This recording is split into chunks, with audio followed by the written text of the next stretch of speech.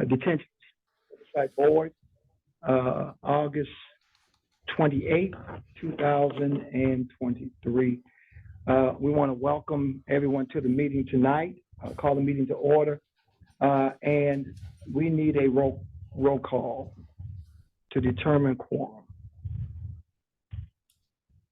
So do we have our lawyer on, or do I do that? Well, co-chair Janice Mensah. Present. Barbara Baker.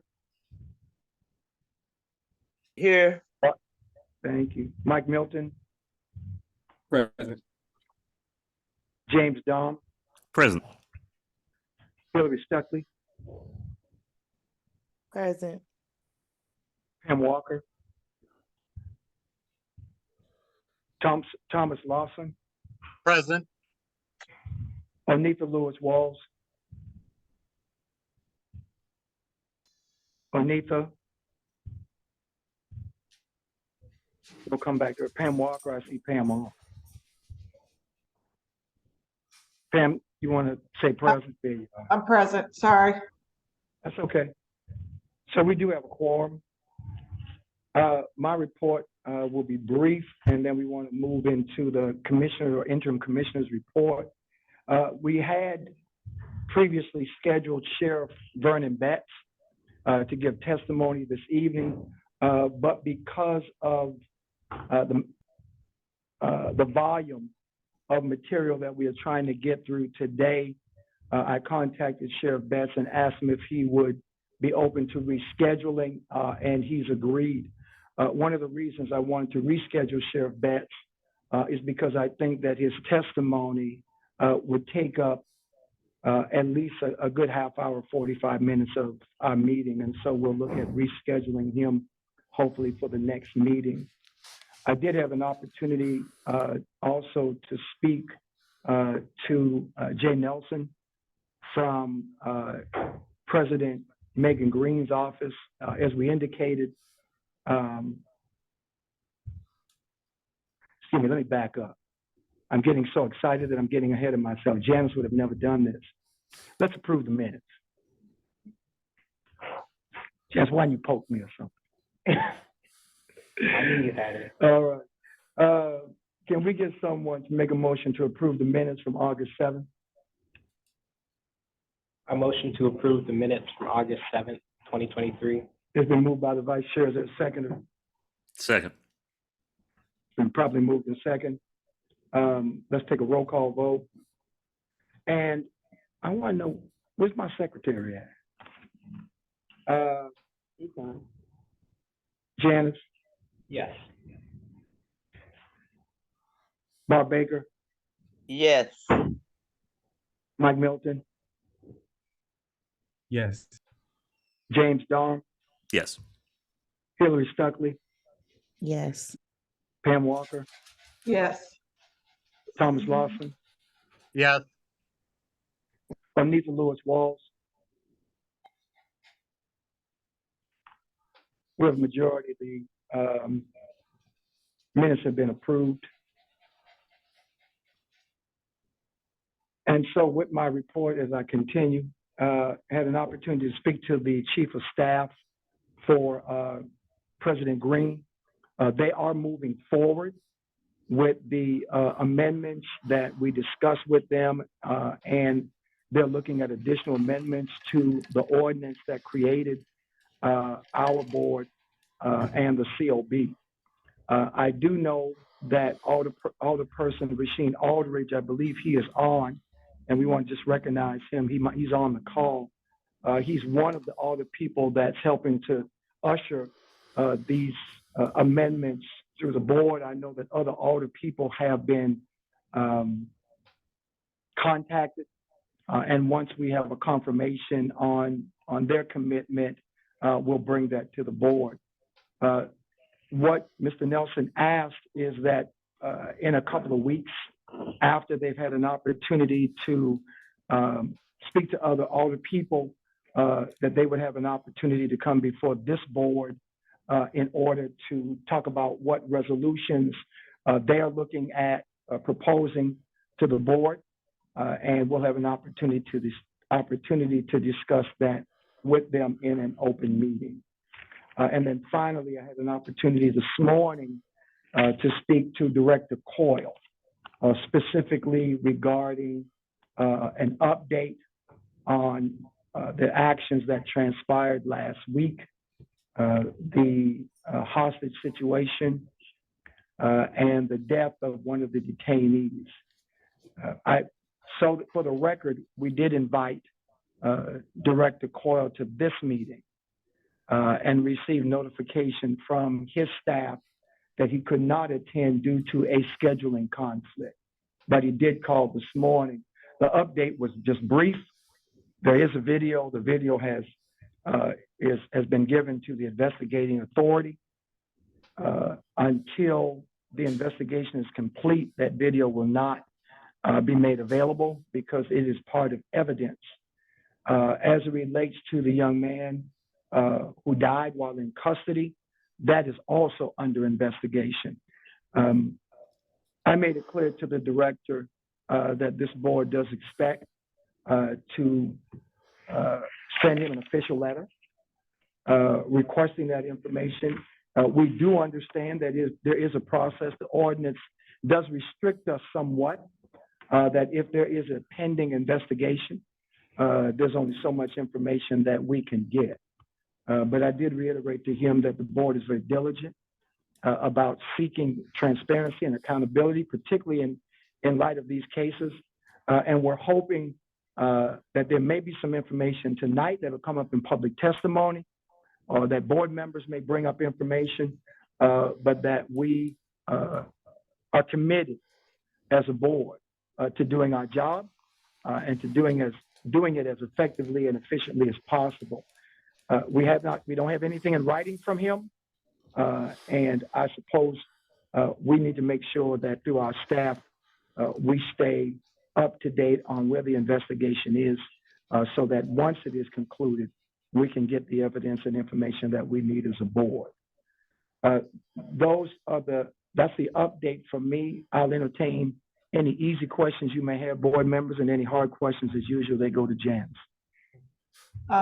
Mr. Chairman, I'd just like to point out, because I know you can't see everyone, that Alderwoman Sonia is on here too, and that I know you would want to welcome her. Yes, we would. As a matter of fact, she came up and gave me a big hug. So, Alderwoman, we are truly happy and delighted that you're here. We are thankful of the work that you have committed to, particularly in the area of social justice and criminal justice reform. And we look forward to partnering with you in any way we can as a board. And so thank you very much for being here. Thank you. Thank you, Pam. You took my steam, but that's all right. That's what good secretaries do. Any questions from the board regarding the communication with Sheriff Betts, the communication with Director Coyle, or the communication with President Green's office? I do have a question, Chair. You said the footage was given to the investigating authority.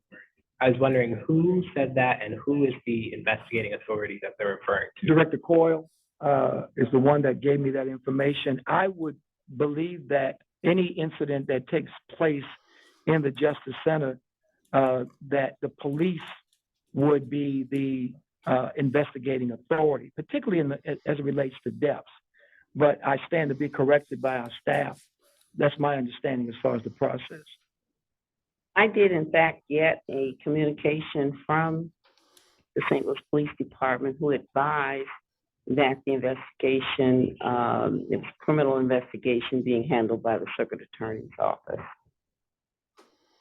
Just a follow-up question to that. Yeah.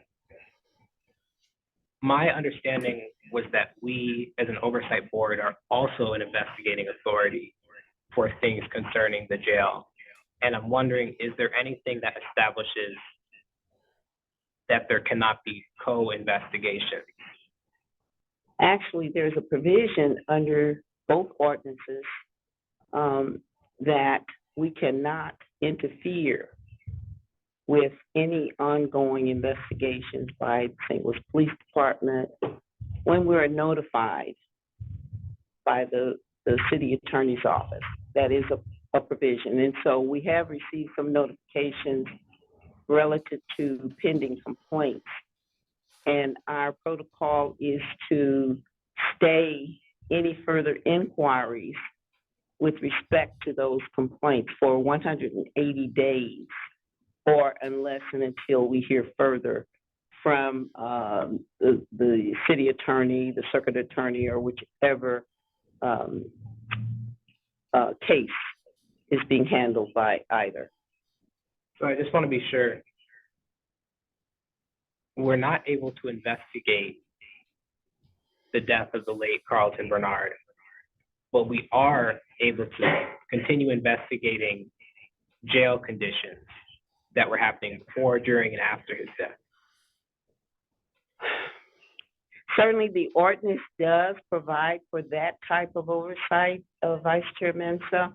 However, there has been a finding or ruling by the city attorney that unless and until the board completes its orientation and training as specified in the ordinance, and specifically that would be 71647, the most recent ordinance addressing the board's authorities and responsibilities. And so neither the staff nor the board has been able to investigate pending complaints unless and until the specified requirements for training and orientation are certified as completed. And Ruby, correct me if I'm wrong, but I think they've also said we can't do any investigations until the policy and procedures are You are correct. have been in consultation with, whatever that means, various people in the city and are finalized by us. That's correct. And we'll get an update on the policies and procedures. But my final question to the interim commissioner, I understand the ordinance as it relates to the board, but does the same apply to the staff? I understand that the ordinance requires the board to have certain training. The staff has been hired based upon their qualification, based upon their expertise. So does the ordinance restrict or preclude the staff from doing its job? My reading of 71430 is that it does not. Under the board member orientation, it directs the board to have all of this orientation and training. However, under 71647, there is training that orientation that the staff is asked to provide, to obtain. And it seems to be saying that it's for new members. That means any members of the staff that were hired after the enactment of 71647, which I believe was March of this year, 2023. My understanding, and I have not received an opinion by the city attorney, but it does appear that the ordinance requires new members to have the same specified training as board members. However, I have been asked to provide a list, and since our staff members are required to attend the board meeting, staff has received all of the orientation and training that board members have thus far. In addition, all of the investigators, at least 3 of them, I can tell you off the top of my head, did in fact participate in the CJC 16-hour training for entering the jail.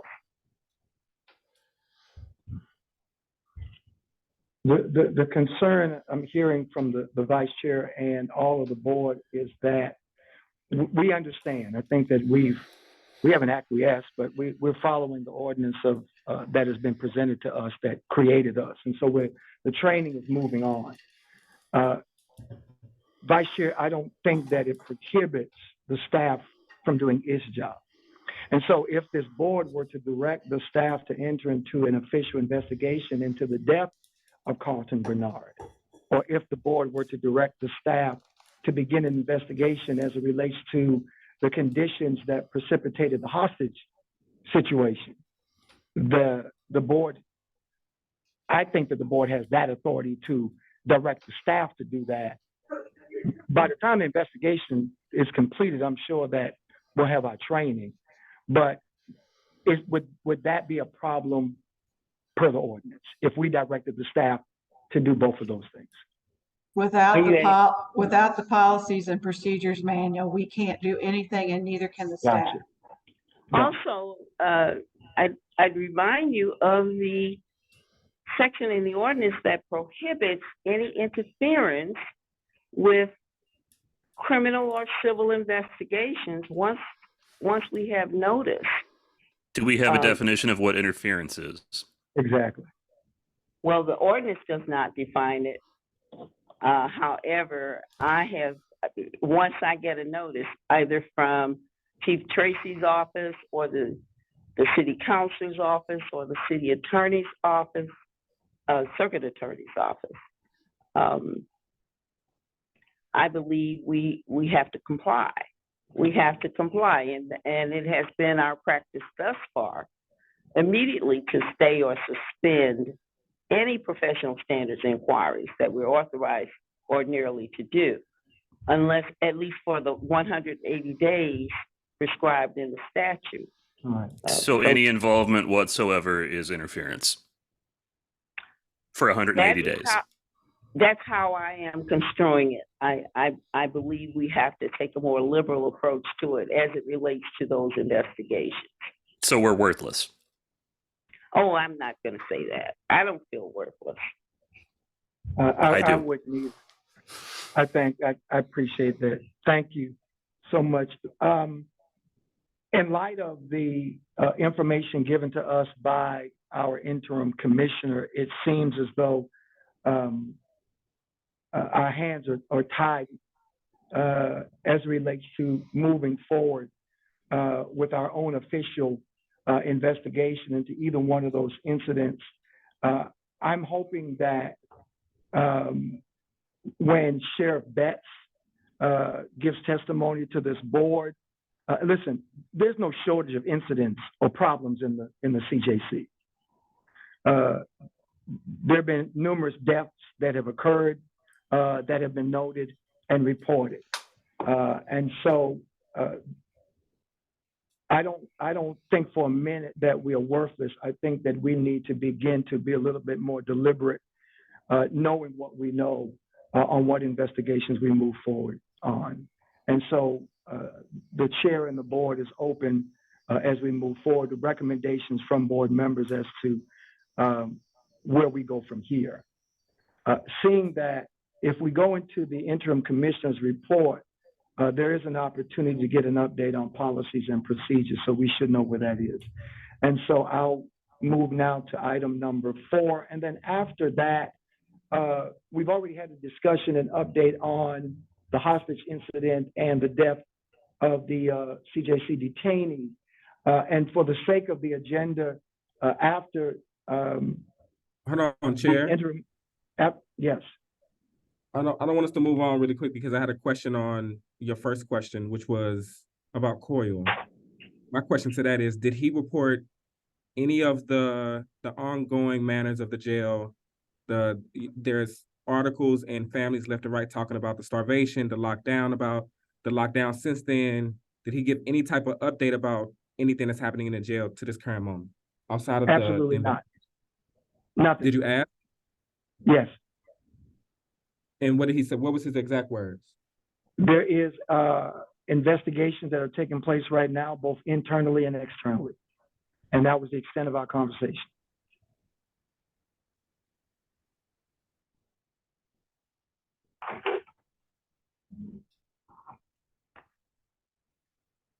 Any further questions? Thank you, No. Mike. Thank you. All right, let's move to item number 4. Item number 5 and 6, we're going to move up one of the trainings for Ms. Jamala Rogers. She had another engagement that was not planned for tonight. I understand that the presentation is less than 10 minutes.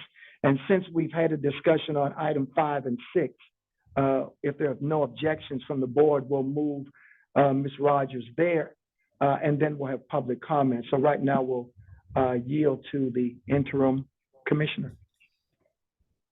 Well, I will be brief. Am I understanding that we're not going to do the commissioner's report at all this evening?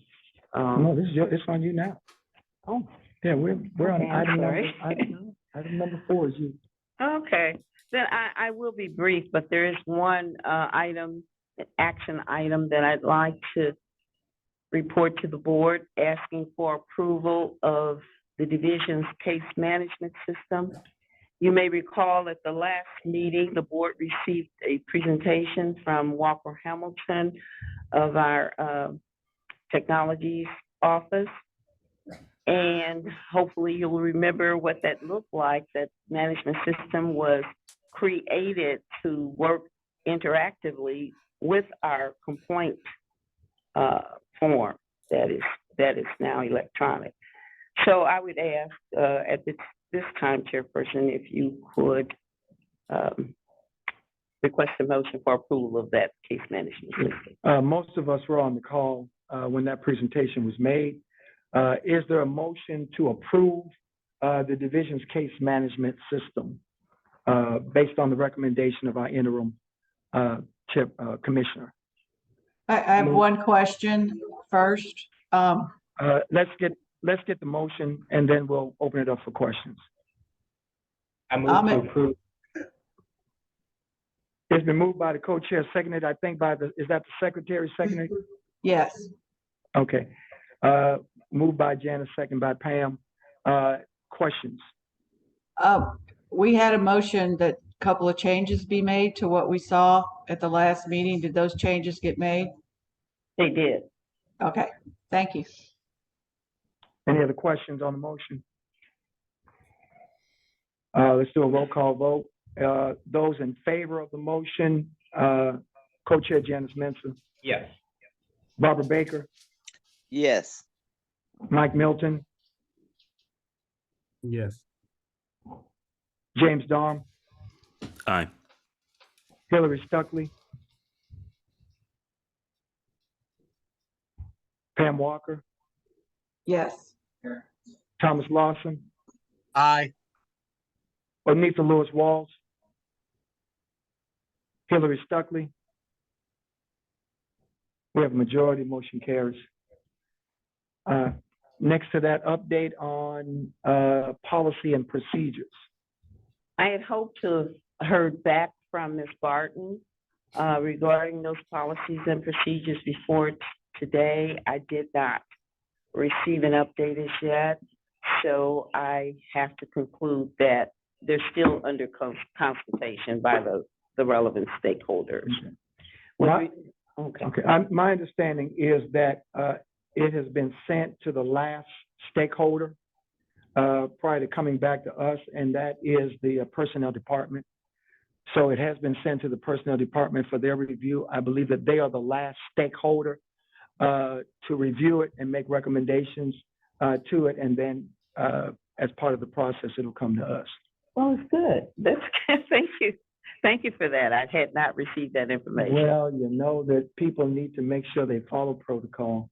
But that's where we are right now. And so it is our hope that by our next meeting, all stakeholders would have had an opportunity to give their input. And we talked about this issue of consultation. Consultation is exactly what it means. People lay eyes on it, they make recommendations, but at the end of the day, this board has the final authority. And so even if we have to go back and revisit the initial document, and I'm not sure how many people have a copy of the original document, how many board members, so that when the revised document gets to us after going through the consultative process, we have an opportunity then to look at the original, look at what is being presented, so that as a board, we're able to make the most informed decision that we possibly can. So if we can make sure that the board members get that. Any questions regarding that update to the interim chair, or whatever information she might have? Is there an update on the FIU detention related deaths? Only that we did in fact receive 4 of the 6 completed FIU reports from the police department. And we received them last Thursday.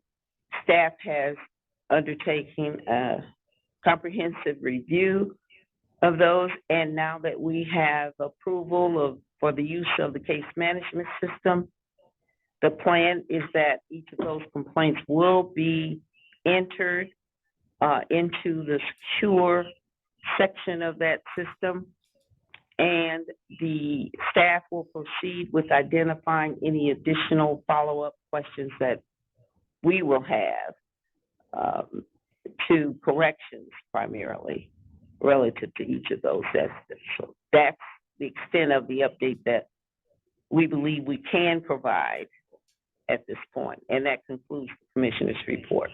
All right. Are there any questions to our interim commissioner before we move on to the next item on the agenda? Any questions? We do want to acknowledge, I understand that Alderperson Rasheen Aldridge is with us as well. I think that someone told me that he is on. We definitely want to acknowledge him, and we do want to thank the representative for the support that he's given this board, particularly as we move forward in reviewing and revising the ordinance that created us. Make sure I don't have anybody else. We good? Okay. Is he on? Mm-hmm. All right. And I do believe also that the president of the St. Louis chapter of the board, St. Louis chapter of the NAACP is on as well. Just want to share before we call upon Ms. Rogers. I don't know how many saw it today, a joint statement dated August 28th. It's a joint statement from Adolphus Pruitt, President, NAACP, City of St. Louis, and the Reverend Dr. Lyndon Boyd, President of the Missionary Baptist State Convention. It was sent to the media. A brief statement. The City Justice Center has a judicial history attesting to years of abuse, mistreatment, and violence. And effective CJC oversight is of paramount importance to ensure that individuals are treated with dignity and respect regardless of their legal status or alleged crimes. The transparency and accountability authorized and promised under Ordinance 71430 goes unfulfilled. While continuing CJC incidents are eroding public confidence in the justice system and are setbacks with respect to criminal justice reform. The public deserves a more detailed briefing of efforts being undertaken to address the lack of CJC effective oversight and the adverse conditions in the City Justice Center. When we get to public comments, I am going to ask President Pruitt if he would like to share any more detail on the statement that he and Dr. Bowie made. But at this time, I think Louisa is going to introduce Ms. Rogers for our first training. And then after that training, we'll go into public comments. Thank you, Chairperson Reverend Gray. It is my honor to introduce to the board and to the audience Jamala Rogers. She is one of the most respected organizers in the country. She is a featured columnist in several publications and the author of 2 books. She is one of the founders of the Organization for Black Struggle, which has a long history in addressing police violence. She is a co-chair of the Coalition Against Police Crimes and Repression, which has been a leading force in the struggle for local control of the St. Louis Police Department and reforms associated with police violence the courts and the jails. CAPCAR, which is also referred to as the Coalition Against Police Crimes and Repression, is celebrating its 40th year. So it's my honor to have Ms. Rogers speak. Well, just before we do that, and thank you so much, Ms. Rogers, for changing your schedule to be with us here this evening. She will be addressing the topic that is in the ordinance. It is the history of relationships between people of color and the economically poor, the police, and correctional officers. And I might add that our own Louisa Lyles, who's been with the division since 2016, and I won't go through all of hers because I know we're on a tight, but she certainly is very well qualified to speak to this topic with Mrs. Rogers as well. Excellent. Thank you. Thank you very much. Welcome, Mother Jamal, and you have the floor. So thank you for having me. I think I was a bit confused about my assignment. I didn't know it was part of a training and orientation because I kept saying I don't really need a half hour. But yeah, if it was going to be a training, I probably would be needing a half hour. But I just want to thank you for inviting me. And it was really, really difficult. And I consider myself a disciplined person to sit through like the first couple of agenda items. So what I'm going to say, the Coalition for Police Crimes and Repression is a citizen-based group. It is a grassroots group. None of our folks are paid staff, never had paid staff. We were founded in 1983 after the police shooting of Marilyn Banks. And at that time, because some of us had already been engaged in individual police abuse or police shootings, we realized that was just, turning off the spigot, but the flood was still coming and we needed to do some systemic changes. And so we began to look at how we were going to wrestle back control of the St. Louis Police Department. And it took us 20 years, but we did that.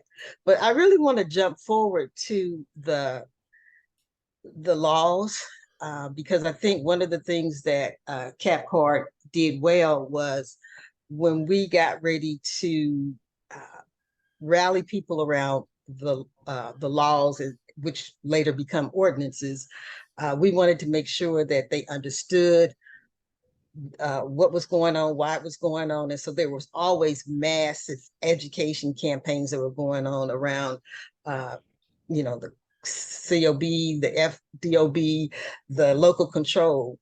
And to the point about this interference, that was a piece that kept getting thrown at us. Like, y'all can't interfere with the police, y'all can't do this, y'all. And we like, wait a minute, wait just a damn minute here. We understand the laws, we've read it, we researched it, and we know the difference between interference and due diligence on the part of citizens. So I really want to caution the board, the Oversight Board, who, as you often say, Reverend Gray, it was created by citizens. This was not a aha moment by elected officials who say, oh, I think this is going to be a great idea. No, and we can see that they've been resisting since day one of the existence and giving you all power. So when I hear somebody ask, are we worthless? The question is not whether you're worthless, but whether or not you're being made powerless. And so when I'm thinking about 7 deaths in a damn year, and I'm hearing this bureaucratic bullshit about who got power and authority to do what, obviously we are confused, as is the people over there at the jail, is the people who are in power in all levels, that this is a clarion call. We got people dying, and I don't know about you, but I'm getting calls, OBS is getting calls, CAPCAR is getting calls about, is my loved one safe as a detainee in that hellhole? I can't guarantee that. Can you all? Because if you all can't get in there to see what the hell is going on so you can rectify it, this is not new. None of this is new, and you all know that. We've had report after report. So what is at issue is, why isn't there change? the way the ordinance has been written, we were very intentional about giving citizens as much power as we could to do the bidding of citizens. So you all are representing us. I'm not on this board. I didn't need to be on there. I just needed to make sure it got created and that it's following protocol, it's following the ordinance. But let me just tell you something about the ordinances. Don't let attorneys wrap you up in a knot about their interpretation of the ordinance. You all need to be very clear. And where there is any amount of gray area, you should insist that the weight fall on you all to move forward. So if we pass this, and we did, just like we passed the COB, and we knew that when we passed the Civilian Oversight Board, we knew that it was going to be new. It was going to be some kinks, and that after several years, we may need to come back and make some adjustments. And we have done that. This is an evolving body. It is a ever-growing body because the experiences that you all have are informing how you will be moving forward. But every time I hear about this decision got stopped or we waiting for a decision here, I'm hearing the frustration of people. I heard James Tom, I hear Mike Milton's, question, and I'm thinking that you all are getting frustrated. But what I'm hoping that you don't do is get frustrated to the point, as some people did with the COB, that they throw their hands up and say, I'm out of here. Because your time is valuable, your energy is valuable, your insights are valuable, and that's why you signed up for this. So we're holding holding this citizen group accountable. You all have levels of people that you have to hold accountable. So if you need something from the broader community who created you, who made it possible for you to be empowered, you need to let us know that. Because this is not acceptable. This is unacceptable to the highest levels. That 7 people have died under your watch and you can't give people a reason why. So I'm just going to say the ordinance gives you power. The ordinance are in compliance with state law. We had to make sure of that too. We had our own attorneys too. This was carefully thought out. Now, if there's some places where there's gaps or some places where there were unforeseen issues that have emerged, they need to be duly noted so that we can go back to our folks who are open to citizen-driven boards to say, this is the thing that we need to do. And we have all the people on here that say they're ready to do that. But we now see that there's confusion on the part of some elected officials about the role of reform agenda as it relates to the police and the courts and the jails. I'm going to say confusion. It could be total now disagreement about where we're going and the direction that we're going in. But we need to find that out. I'm going to say confusion. So it's up to us to find the clarity that they need to help you do your job. That's all I'm going to say. And somebody's got some questions or comments, but do not let folks tie you up in a knot where you cannot do anything. I know the vice chair has a question, so we'll entertain the vice chair first, and then I know Mike has a question. Are we doing it on title again? I just couldn't see it, so Mike was first. Yeah, I went first. Thank you.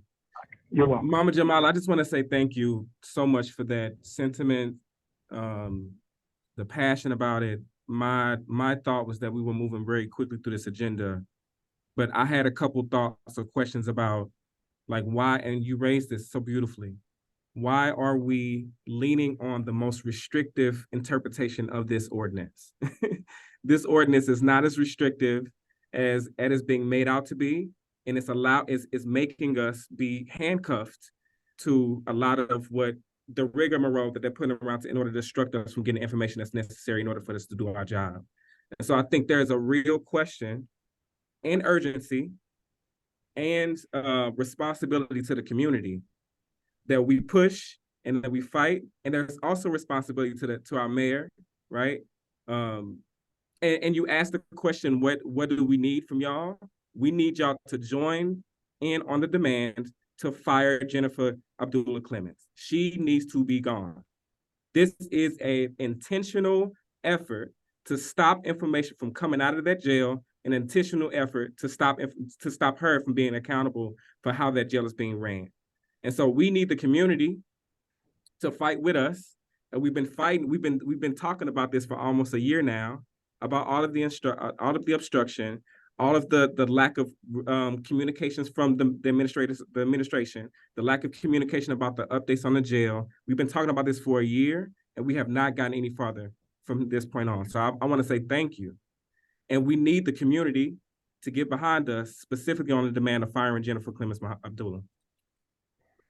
So I'm just going to Roger. respond, Mike, by ahead. asking, do you think, or do you all think that Warden Abdullah is the key problem? And I'm saying that because if she gets replaced, does that mean things are going smoothly? So I just want you to be strategic about your demands.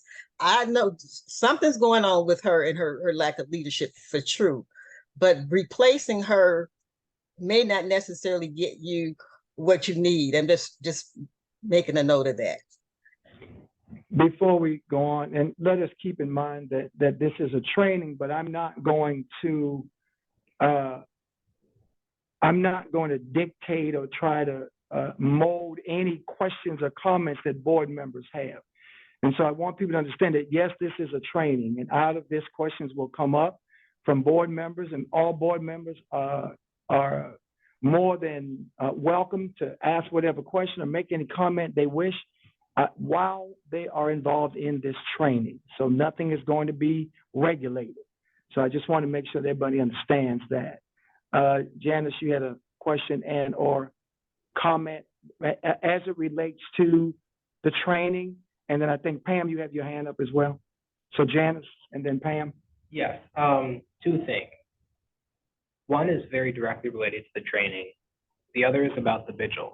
So if you would like to postpone the vigil comment until The new business. Yeah.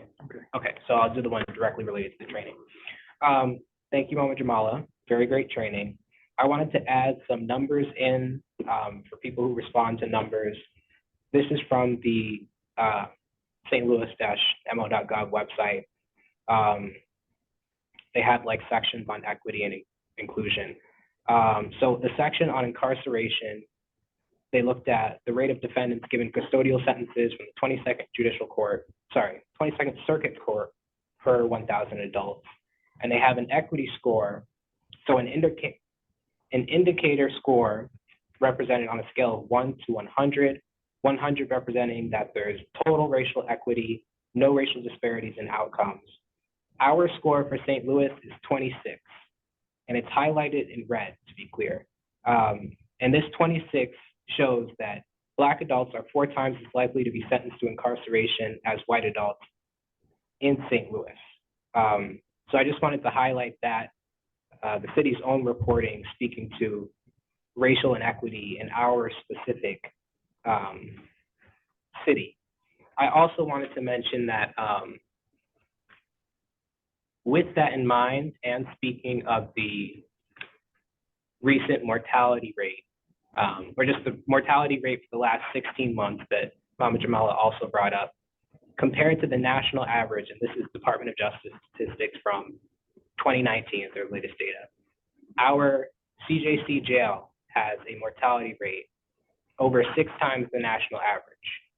So our specific jail is incredibly deadly. That's it for me.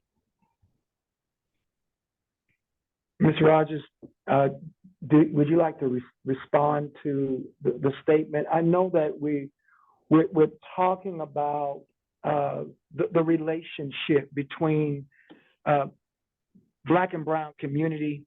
We're talking about the relationship of people of color, people that are economically disadvantaged, and the police, and to to the extent correctional officers as well. And so, Mother Jamala, when we hear those numbers as it relates to the CJC, based upon your expertise, you know, this is not abnormal. I mean, this is not abnormal. This is normal in most of these centers. What has been the history? What has been the response to this type of information based upon your expertise and your training? So, based on my expertise, my training, my experiences, numbers like this mean absolutely nothing. It has been very hard to shame the folks in power in this city, in this region. That's why we ended up with a Ferguson uprising. You know, folks could see chronic, persistent problems for years and years. We can hoop and holler and we can like protest, and they like nod their heads, yes, yes, yes. That's terrible, isn't it? And it still continues. And so, you know, I think what I've seen happen over the last several years is a more assertiveness from woke voters, because when you have a reform agenda like we've been putting together for the, you know, actually since Ferguson, that people are totally invested in that. I mean, the investment in a reform agenda is what got us, you know, all kind of elected officials, from alder people to prosecuting attorneys. And what they did was say, we hear you on the racism and the lack of equity and equality, and we're gonna do something about it. And then people get in there and do more of the same, or even start backsliding. So I work hard to help the community create the agendas. And, you know, I work towards people getting elected. I work towards ballot initiatives. All of that is part of what we do as responsible citizens in this, you know, so-called democracy. But I think we're going to have to, you know, take it up a notch. And I say that because I'm just like outraged by 7 deaths in, 18 months, that there's not more outrage about that. I'm outraged that there's no outrage, okay? And that we slowly waiting for individual investigations to conclude, when the whole tactic is to keep that investigation going, you know, in perpetuity. So I just hope that you, as a citizens body, you all can't do everything, and people are looking at you all to say, why come they can't do this? Why aren't they doing this? Why can't they get in? You all need to be explaining to people. And I know you have been to some degree in terms of the press conferences, but we need to be giving folks things to do. Like Michael just gave us a charge about like demanding the firing of the warden over there. And I don't think people would have a problem with that. They need to know who that goes to. That demand goes to who. So I just, to be more specific about your point, you all have been empowered. You have been empowered by citizens who pay the salaries of the folks who are keeping you from doing your job. So I'm going to leave it at that, and let Reverend Gray call on another person. I see a couple of hands up. All right, Ms. Walker. Yes, thank you for being here and for everyone's comments so far on this. I want to be really, really specific about what we need right now, today, at this time. There are 4 barriers that have been thrown in our path for a year now. One is this: we can't interfere in investigations, meaning we can't even get information about those investigations. I can see why they don't want us investigating too, but we should be getting briefed in closed sessions every month about what is happening with those investigations. Secondly, the training. We can't do anything until we get some ill-defined training done. There's no answers to what happens if we have turnover, if we have vacancies. Is a quorum enough? Does every single one of us have to have 100% of the training before we can do anything? It's unclear, and we've been asking for a year, and I'm hoping it's something that they clarify in the ordinance. The third is the policies and procedures. We passed policies and procedures within the first 3 months of being a board. But because and our commissioner at the time said he did consult with people in the city, but evidently it didn't meet their definition of consultation, and we had to back up and start over. So we're doing that now. And then the fourth problem is this game of whack-a-mole we're playing, where if we address one thing, something else pops up to obstruct us from doing our job. And I'm not sure what to do about that other than to make it clear in the ordinance that anyone in the city who interferes with our ability to do our job will be held accountable for that, up to and including dismissal. And because this game has got to stop of whack-a-mole.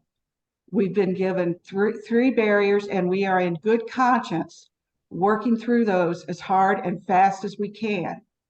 And when we're done with those three, if something new comes up, we're all going to be going to court, because this is not something that any of us on this board are willing to tolerate anymore. And none of us are going anywhere either. We've made that clear. If they think they're going to outlast us, it's not going to happen. We're here to stay until we can do this job. So just, very specifically, that's what's in our way right now. And our hands are tied unless we go through other avenues. Ms. Rogers, any response? I guess what we're hearing systemic. It's systemic. It's cultural. It's political. It's all of those things. And as we deal with, historically, and I think that you've already covered that. Historically, these have been ongoing problems, and they have been systemic, and they have been cultural, and they have been political. And you basically, I've heard. You kind of share with us what CapCar has done, what your organization has done, and other organizations have done. Is there any more to share from that point of view as it relates to Ms. Walker's concerns? And then we have one more person. Yeah, I see that hand. I think that in order to move the ordinance, which came from the Board of Alders, and I know for Board Bill 47, it took us a lot of wrangling and a lot of wordsmithing to get to where we needed to get to in terms of the FOB being able to have the kind of powers that it needed to do the work over there, over the jails. And at that point, it was both jails, even though we were working for the closing of the workhouse. So, I'm going to say it needs to be put back on the shoulders of the Alder people. And you got two here that are interested in this issue. And so those folks need to be held accountable over there. What is it that they can do? What is in their power to help you all move this boulder up the mountain? And again, these are laws that they passed that are now being undermined by folks who don't want it to happen, don't want to see it happening. So really, it's a slap in the face to the Board of Alders. Right. Louisa had something that she wanted to add as it related to the training, and then we'll recognize the one more hand. And I just want to make sure the hand that's up, is it a board member? Okay. All right. Earlier, interim Commissioner Ruby Bonner introduced me as someone who's been with the Division of Civilian Oversight since inception in 2016. But what she did not have an opportunity to say that prior to me coming to the Division of Civilian Oversight as an investigator, I was an investigator with the St. Louis City Division of Corrections for approximately 14 years. So any type of investigation was death, suicide, homicide, drugs, etc. I've done all of those. I would also like to say that at one point in time, there was information put out that the staff for the Division of Civilian Oversight was not qualified to do investigations. I can personally tell you, not only myself, but the other staff we have on board, we have the most qualified individuals you could probably actually think of. They come from a very diverse background. Everybody in our division, for as investigators, has a degree. Some of them have a master's degree. So it's not like we don't know how to do investigations. As a matter of fact, it's my understanding, and correct me if I'm wrong, that the Division Detention Facilities Oversight Board, the DFOB, approved an investigative policy that was written several months ago. Mhm. So to date, every time something comes up and complaints come into our office, we're outraged. As staff persons, we're outraged because we look in the face of individuals who are expecting us to be of a help to them when they come to file a complaint, and we're not able to give them the assistance they need. And Ms. Rogers talked about earlier, someone coming to you and saying, contacting a CAP car and different agencies and saying, is my family member safe in the jail? They're coming to us and saying, can you do something to help for us making sure everything is okay in the jail? Simple things like asking, are they getting the food they need? Are they getting the medication they need? We do not get a response. We get a response because everything's okay, we taking care of it administratively. But when we start asking for specifically, what do you mean by that? We get nothing. And that's from our staff.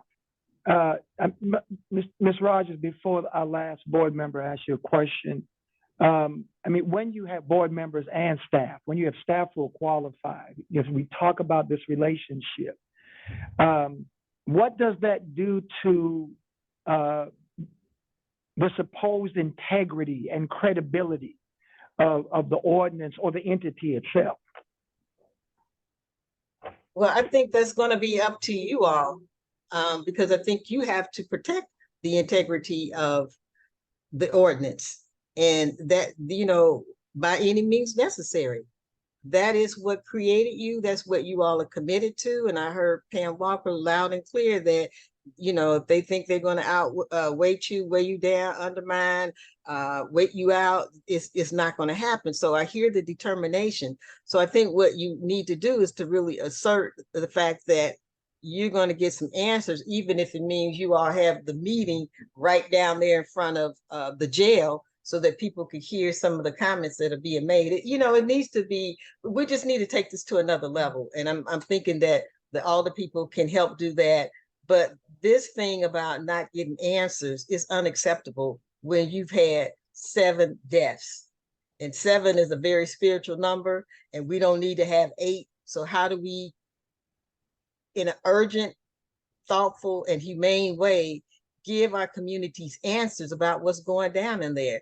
One of the things that struck, I had a senior citizen talk to me about the hostage situation, because that was a senior citizen that got taken hostage. But people were asking for like food. They were asking for chicken and pizza. I mean, like this is like ridiculous. Like, these folks are only there waiting for arraignment, and this is how they get treated. So I always tell people, what would you like the jail to look like if you had to go there for whatever reason, whether mistakenly or you didn't pay a traffic ticket? And most people say they wouldn't want what they have down there. And further, if they were down there, they would be doing the same uprising that some of the folks down there are doing, because that's a human expression. Like, we're humans and we want you to treat us like that. If it means taking a hostage so you get the message, so be it. But why do we have to keep doing this? We're not learning the lessons. We had rebellions like 2 years ago, and here we are again, same unchanged conditions. They're going to keep creating the same responses. So if folks don't understand that by now, shame on them. Hillary, you have a question for our trainer this evening? I'm not Hillary. Can you hear me? Yes. Yes. Oh, I'm Julia, and I'm not on the board. I'm a citizen concerned. Am I allowed Okay. to talk at this point? Not at this point, but we will recognize you Okay. right after this when we go to public Okay. comments. But thank you very much. I'll ask our trainer if there are any last closing, parting words or summary, something else that we can take with us as we close out this part of the agenda. So I'm gonna say the determination that I see and I hear and I feel is gonna have to be taken to another level, and that you all need to be calling on citizens to help help enable you all to practice and implement your policies and practices to the nth degree. And whoever and whatever is in the way of doing that, those entities need to be called out so that we then could make them targets. Because otherwise I could see, look what happened in the first year. We on to another year. Do we really need that when when people are dying? When people are asking for food, for medical attention? I mean, what is going down there? I mean, I'm almost ready to say let's close the Justice Center. I don't see any purpose other than, some kind of some kind of dungeon of horrors, really. So yeah, I think you all are clear on what you're supposed to do. I think the frustration is when you come back with a quote legal opinion, it stymies you going forward. And my thing is always is the onus is on the other people. You should get the grace of moving forward and being empowered because you're a citizens group. All right. Thank you very much, Ms. Rogers. Thank you so much. Thank you so much. We are going to count that as training because we have been trained tonight, and we've been reminded of our responsibility and that what we're going through, what we're dealing with as a board is not new. The unfortunate thing is that what people are dealing with in the CJC, people of color, and people who lack the financial abilities, what they're going through is not new either. And so when we talk about this relationship, as Mother Jamala talked about, it is extremely frustrating because it just seems sometimes that we're just spinning our wheels. But as she has said, and as those of us who are on the board have said, we're not going anywhere. And so let's move now to public comments. And as I indicated, I'm going to recognize first, and then I think we have a sign-up sheet. Yes. Okay, we'll use the sign-in sheet. We're going to ask Mr. Pruitt, are you still with us?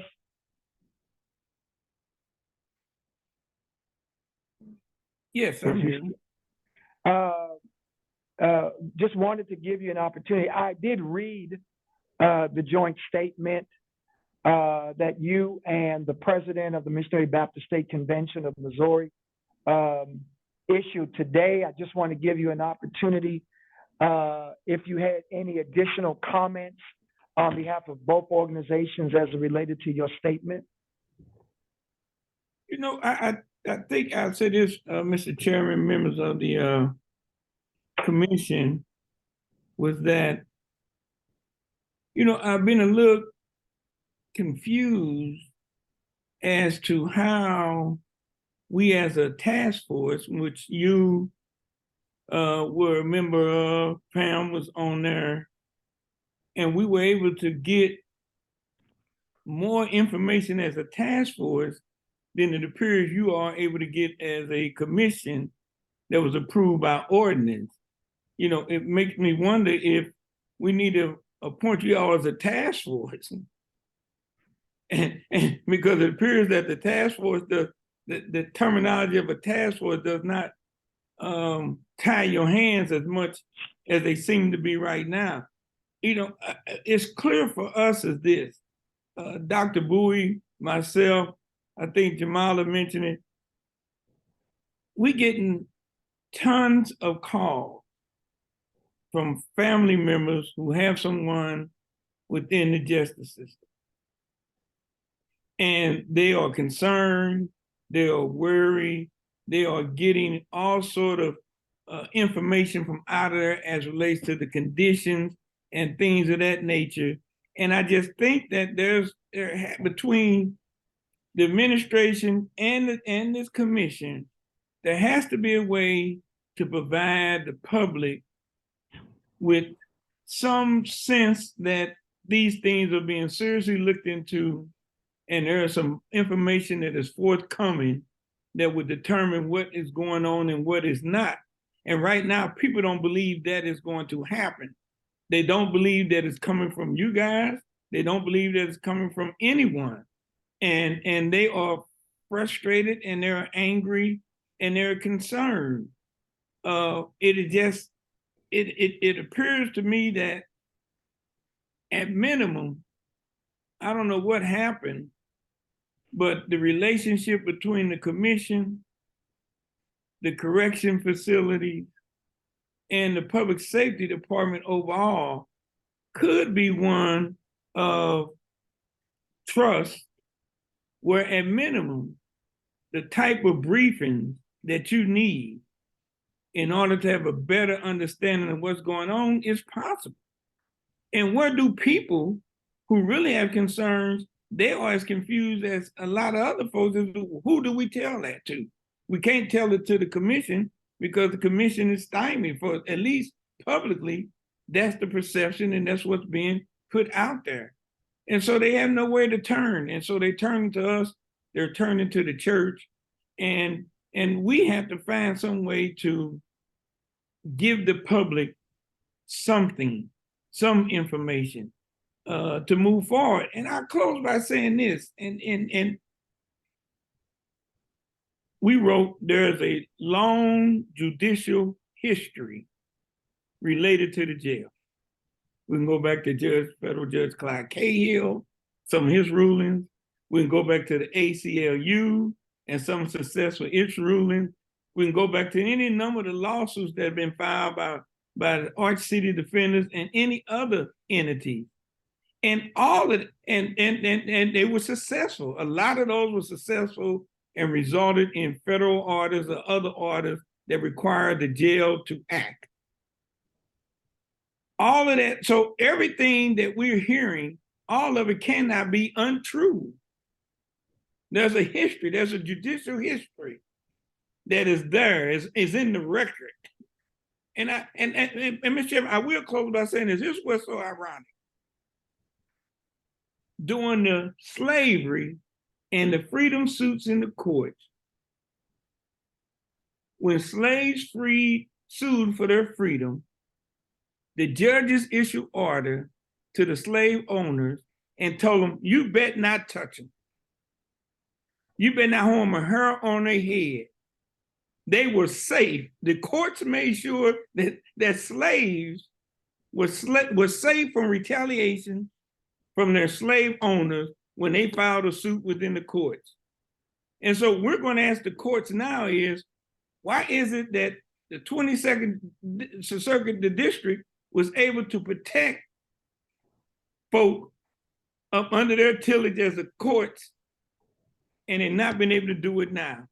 So the courts also had to get involved, and the courts also need to issue orders, because the courts can dictate the quality of care that the people who are being adjudicated in their before their benches receive, whether it's from the city's correctional division, the city overall. The courts have the ability to issue orders to improve this. And so we're going to be asking the courts to do something also. And I guess that was going to be my question to you, Mr. Pruitt. Following the joint statement, what the next step is, and you just indicated that your organization and the Missionary Baptist State Convention of Missouri, that the next step would be to approach the courts as it relates to the statement that you've made, or the issues that you've outlined in your statement. Yes, we do plan to make contact with the presiding judge in the district and say, hey, the courts have a role in this. The courts need to protect the people that is before them at the bench. And the court needs to make sure, and the court, if it ain't the 13th, 14th Amendment, we go back, some will argue that slavery didn't end for people who are incarcerated. So if you're able to protect them then, you should be able to protect them now. And that's what we're going to ask the courts to do. All right. Thank you very much, Mr. Pruitt. I'm going to ask any board members. Do you have any questions of Mr. Pruitt? I do have a question, Mr. Pruitt. Thank you for coming. When you talked in the beginning about the difference in terms of the success and the ability to get information from the task force to the oversight board, do you believe that the influx of deaths in quick succession is related to this change? Or do you have any other ideas? I think I think a bunch of this probably is going to come to frustration from not being able to have their cases heard. I think a lot of it is going to be from frustration of both between the correctional officers and the detainees both. That breakdown there. But I think more than anything, to be honest, this not that I would be dishonest, that unfortunately, the administration, especially the city council's office, have a duty to try to mitigate liability from the city. And so we need to understand that there's a natural adversarial relationship between you and what you're trying to do and the city council's office and administration. Because what you uncover potentially becomes fuel for someone to litigate and hold the city liable. And so they're not interested in you all. I'll put it this way, I doubt that they seriously want to put you in a position where you can uncover things that increase or enhances liability against the city. And so that's where I think a lot of this tension is. And so that, I mean, that, I don't know if that answers your question, but I think that's where the tension that exists between this commission, what you're trying to do, and the administration. It does. Thank you. I want to ask a question. Mr. Pruitt, you mentioned the corrections oversight, the task force, the corrections task force. You were part of the group of people that helped to create the legislation that was submitted to the Board of Audit people that ultimately passed with the changes. Did you envision, when you were participating in that process, an independent oversight board with an independent legal counsel? And was that what you envisioned? And do you see this board as being independent? That's exactly what we envision. And there are, let's be clear, Mr. Chairman, you go back, this whole notion of this office accountability and the structure that we are under actually came from a meeting with the mayor's transition over at City Hall. And we were, at that point in time, we were opposed to this office of accountability with these two arms, both the police and the the facilities oversight. We didn't think that as they could work together. And then as we began to deliberate and work with the city council's office and the city's policy director, then yes, they won us over. We thought we were creating a structure that would do, that both could exist and accomplish the goals and objectives and do it in an independent way. The issue again is that the city council's office has a duty to protect the city and mitigate liability. And to have that duty, and if it's fulfill that duty, there's always going to be, to some degree, an adversarial relationship with the commission, because the more effective you are at your job, the more ineffective that office, the counsel's office, is going to be at mitigating liability. And that's the issue. And I agree, when we were working on this, I didn't look at it that way, but that is exactly what I believe has happened. And I believe that's why, to a major degree now, your hands are tied. Thank you. Any other board members have any questions to Mr. Pruitt before we move on? We've got 3 people waiting in the public comment section. Any other board members have any questions to Mr. Pruitt? I don't have any questions for Mr. Pruitt, but I do want to ask really quickly, what is the process for, since the comments are turned off, what is the process for stacking public comment? And thank you, Mr. Pruitt, for your words. Right now, my understanding is there are 3 people, and I'm going by the way I saw the hands. I think that Julia, Sarah, Nixon, ML Smith, we have some in the two who are here in person. So what I'm going to do, and if I put anybody's name in the wrong place, please forgive me. It wasn't intentional. I'm going to deal with whoever the Samsung SM is first, Sarah Nixon, ML Smith, and then the 2 people we have with us in person. And somebody will tell me who's fourth and fifth. All right. So that's the way, Michael, I had intended to do it. I'm just going to simply ask them for their name, their zip code, and let them know they have 3 minutes. Board members, if there are no objections. I just have a question. Do we need their zip code? I want to just be able to identify, just for the record. I think that as we move forward, data is going to be important for us as well. A name only doesn't tell us who's talking to us, where they're from. I'm getting flashbacks of like the former mayor Cruzen doxing people who expressed their full name and address. Can they they're a city resident? Well, I'm not asking for an address. I guess they can just say that if you want, they can say they're a city resident. But if they're not a city resident, it doesn't matter if they're a city resident or not. I'm just trying to, as we move forward, we do have reports that we have to submit as a board. We are going to need data without going into where people live and anything else. Just trying to make sure that we have enough data to give a report that is going to be significant and sufficient. Has anyone requested a report on our public comments? I would think that some of that may be part of our annual report. I mean, we are bound by ordinance to give an annual report, and we're also bound by ordinance to give a plan of action. If we know that we have people from a specific area, that may or may not be valuable information.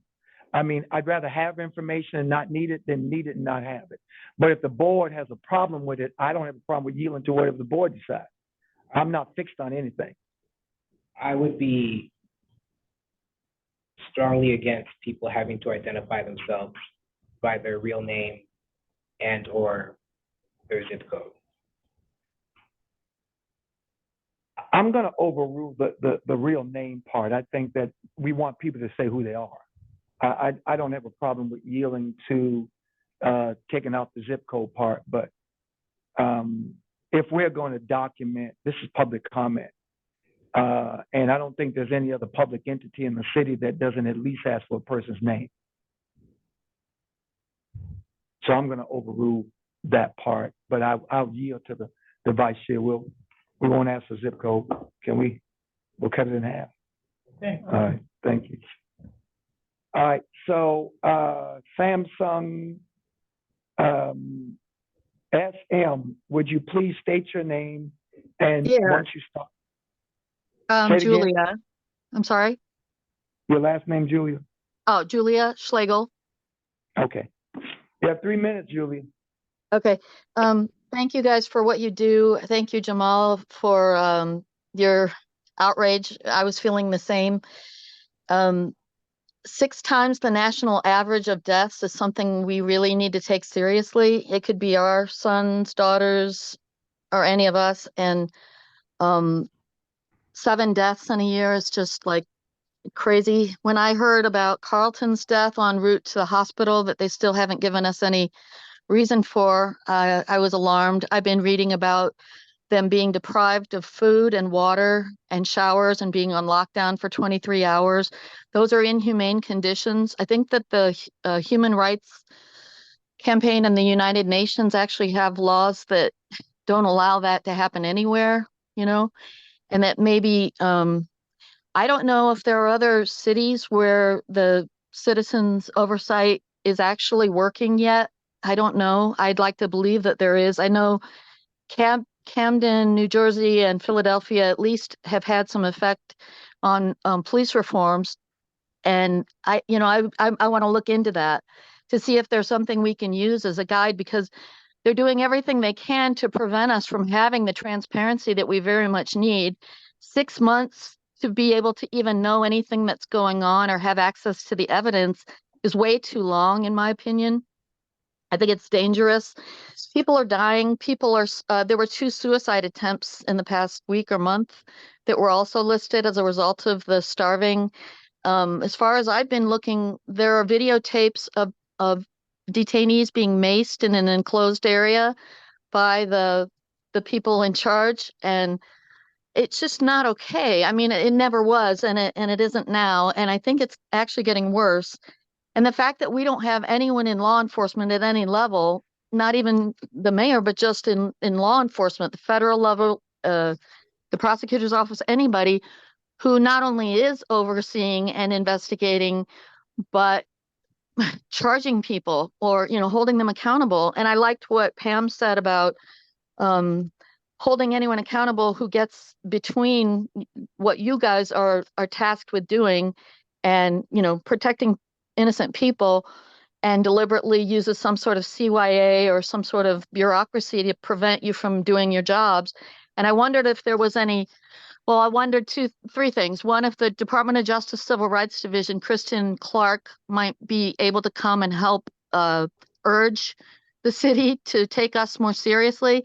Also, the news media. I know that Deion Broxton has been doing some good stories with J.D. Dixon, who's part of the Empire 13 movement, and we've been protesting in different places. That those would be good people to talk to, as well as I'm just thinking that we have to do more than we're doing. We have to get citizens to call in more often. I will do that tomorrow, and also to the state government, as if they would care or do anything. But You have 30 seconds. You have 30 okay, seconds. thanks. I just I take this really seriously because my family's been the victim of police crime ongoing and cover up. And it's lethal, and it's not anything that we can just keep allowing. And they're actively concealing things. And the Constitution says you're not supposed to do that. We have the sunshine laws, and it doesn't make any sense that we're just sitting back and letting them do that. Thank you very much. Thank you very much for your comments. And what you're saying is being written down, and anything that we can do to follow up on your suggestions or recommendations, we're committed to doing. So thank you very much for your comments. All right, Sarah Nixon.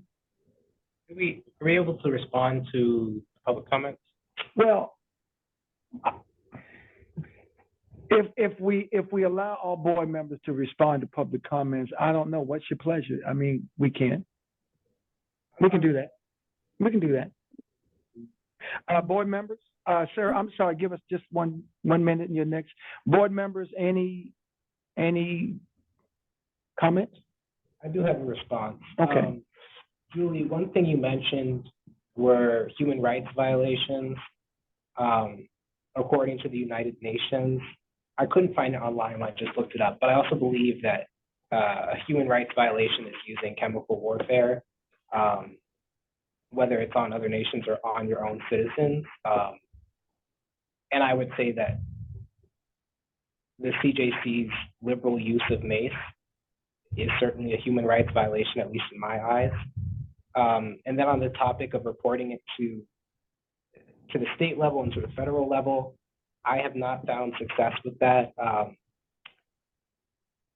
the number I gave, about over 6 times the national average, that is a number I confirmed with the Department of Justice. That was the second time I reached out to them about our inmate mortality rate. The first time was after, it was either 5 or 6 deaths where we were over 7 times the national average. The reason we're at a lower, like now it's only over 6 times, is because as a nation, our jails became deadlier. And while the Department of Justice was able to confirm that, they were not able to help in any way. Thank you. Any other response from board members as it relates to the public comment? Thank you, Jan. All right, Sarah Nixon, if you just, I stated your name, so you can go ahead and begin to talk. Thanks. Yeah, my name is Sarah. I visit the jail weekly to meet with people to help post their bond. And since most of you on the board have not been inside the jail recently, let alone weekly, I want to paint you a picture of what it's like. Yeah, walking through like the security gates at CJC is really like stepping into another world. A world where I saw someone whose feet and ankles had swollen so much that his pants were tearing at the seams, and he wasn't given any socks or shoes. So he was just walking around barefoot. Where someone reported sleeping in the drunk tank, or what's otherwise known as holding, for a month, with 16 other men in a room fit for about a third as many people. And where I met a deaf person who didn't have reliable access to a PIN, let alone an interpreter, for over 2 weeks. In the past, I've heard some members of the board refer to public comment as, quote, hearsay, which is an incredibly dismissive way to reflect public engagement, as though any information provided outside of a deposition or investigation is unimportant to you all. Considering especially that your access as a board to most other kinds of information has been deliberately restricted, I would think that you would honor testimony all the more, but here we are. I completely refuse to believe that the brutality that those inside suffer and the stonewalling that their allies encounter is a result of overcrowding and understaffing, as I've heard some members of this board allege in the past, as recently as this week. As of August 14th, the jail population hovered somewhere around 683 people, which is much lower than its reported capacity of 860. While I recognize that the ratio of staff to detainees at CJC is above the recommended industry standard, for years, those inside have spoken about vindictive retaliation of guards for perceived insubordination, inoperative panic buttons, substandard medical care, dismissive regard from jail administration, and insufficient nutrition, even as the population has vacillated and like the staffing has shifted. I wonder how this kind of treatment is justified by ratio. How would hiring new staff into this system not simply inculcate them into the same culture of abuse and anti-whistleblowing that persists? How can pretrial detention be justified to, quote, ensure the safety of the community, as Rule 3301 states, when the safety of our community members inside is actively, constantly under threat? Pretrial detention shouldn't be a death sentence, and yet the lives of Carlton Bernard, Courtney McNeil, Donald Henry, Danelle Johnson, Augustus Collier, and Robert Lee Miller prove that St. Louis is content to leave Black people to die inside its jail. Even when all other social variables are controlled for, according to the Prison Policy Initiative, a year of incarceration is proven to take 2 years off an individual's life expectancy. At this rate, considering the water deprivation, poor nutrition, macing, beating, solitary confinement, and terrible medical care, we're taking hundreds, if not thousands, of years off of the spans of our Black communities. So long as our city insists upon jailing people, I do believe that those inside must be given access to quality food, water, medical care, hygiene, and recreational time immediately. Firing Corrections Commissioner Jennifer Clemens Abdullah will not completely resolve really any of these issues. But so long as Mayor Tashara Jones refuses to act, things will only continue to worsen. Her open contempt towards the public and her flagrant obstruction of justice reveals just how much she's concealing. And I concur with Mama Jamala that it is high time that the DFOB stop playing defense and get on offense. 30 seconds. We're going to give you an extra 30 seconds because we're glad you're here. Appreciate your information. Do you have anything else you'd like to share? Okay. No, thank you. Thank you very much. Any board members have any response or question for Sarah? I have a question. Yeah. Sarah, you mentioned some of the things you saw.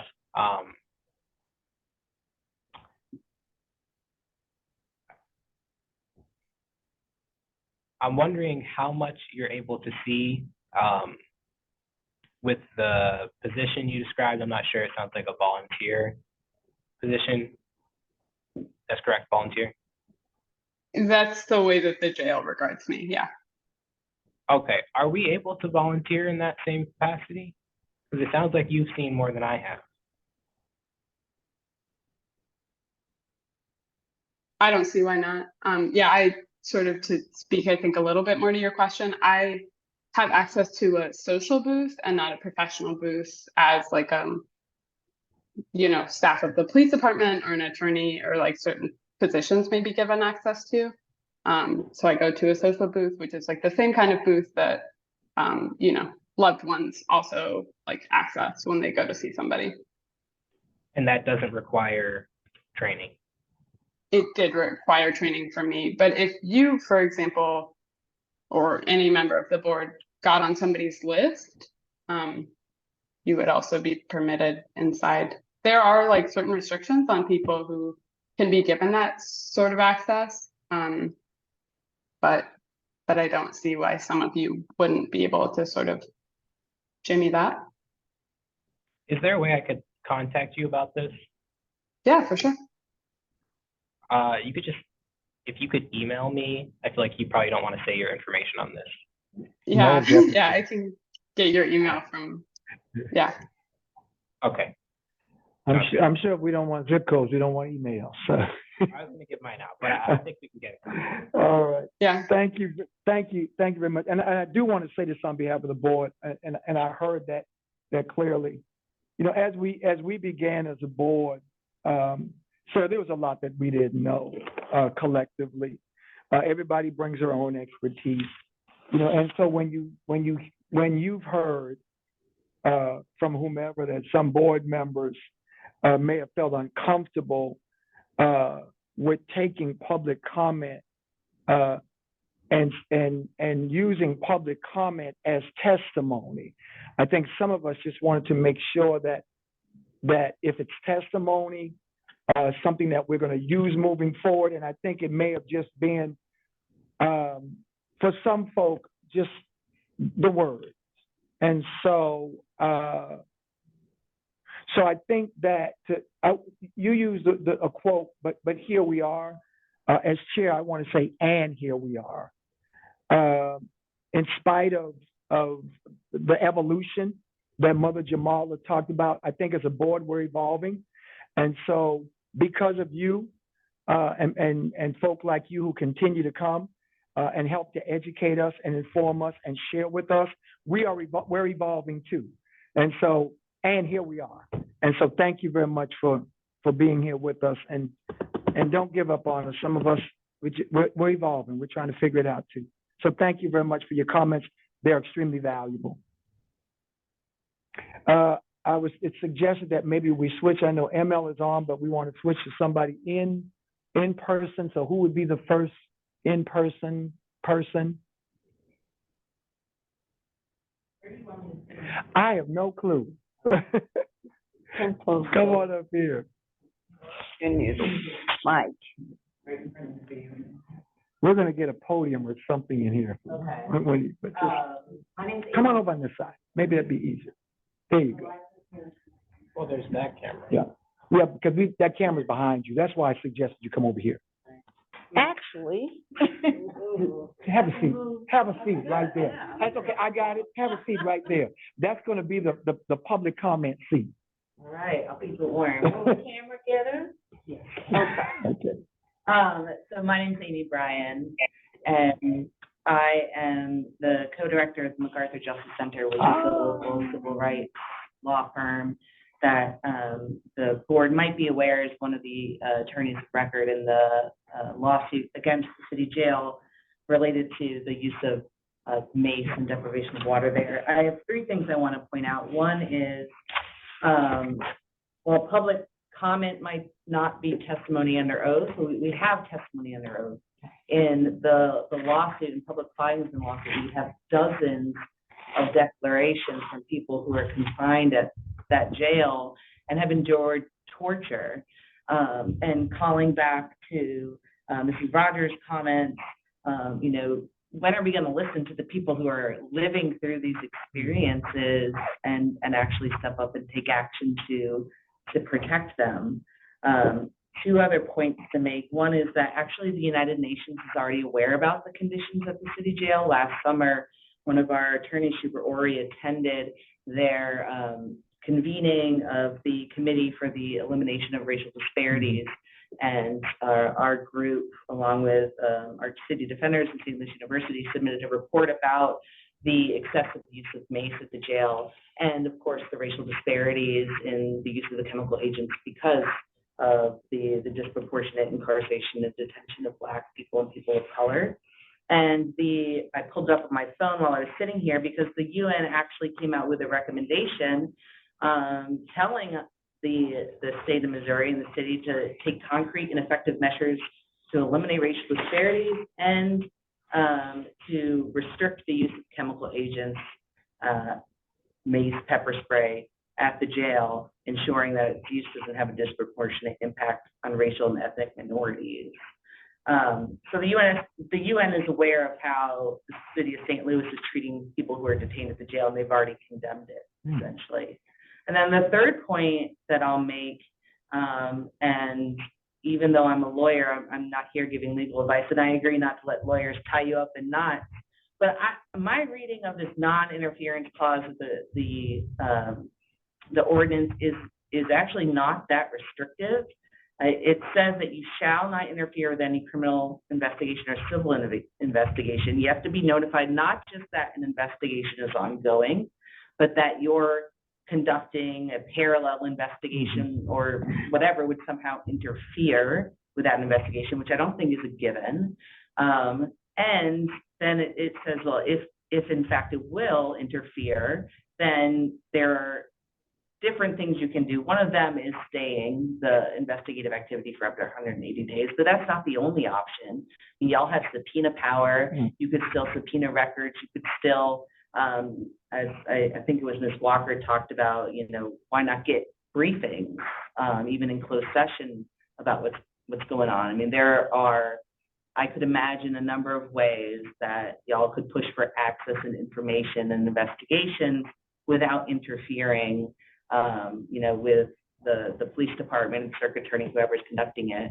And if you feel like you disagree with the legal opinion that you're getting from the city counselor's office, you know, you've got the right to secure independent legal counsel to give you advice on how to interpret that in a way that actually honors the intent and purpose of this board and the enacting ordinance. Thank you. Thank you. Well, you don't get to do yet. We've had this, and I think you may have heard the conversation with president of the NAACP, Adolphus Pruitt. He was part of the original collective that discussed and researched and helped put this ordinance together. And we talked about independent legal counsel.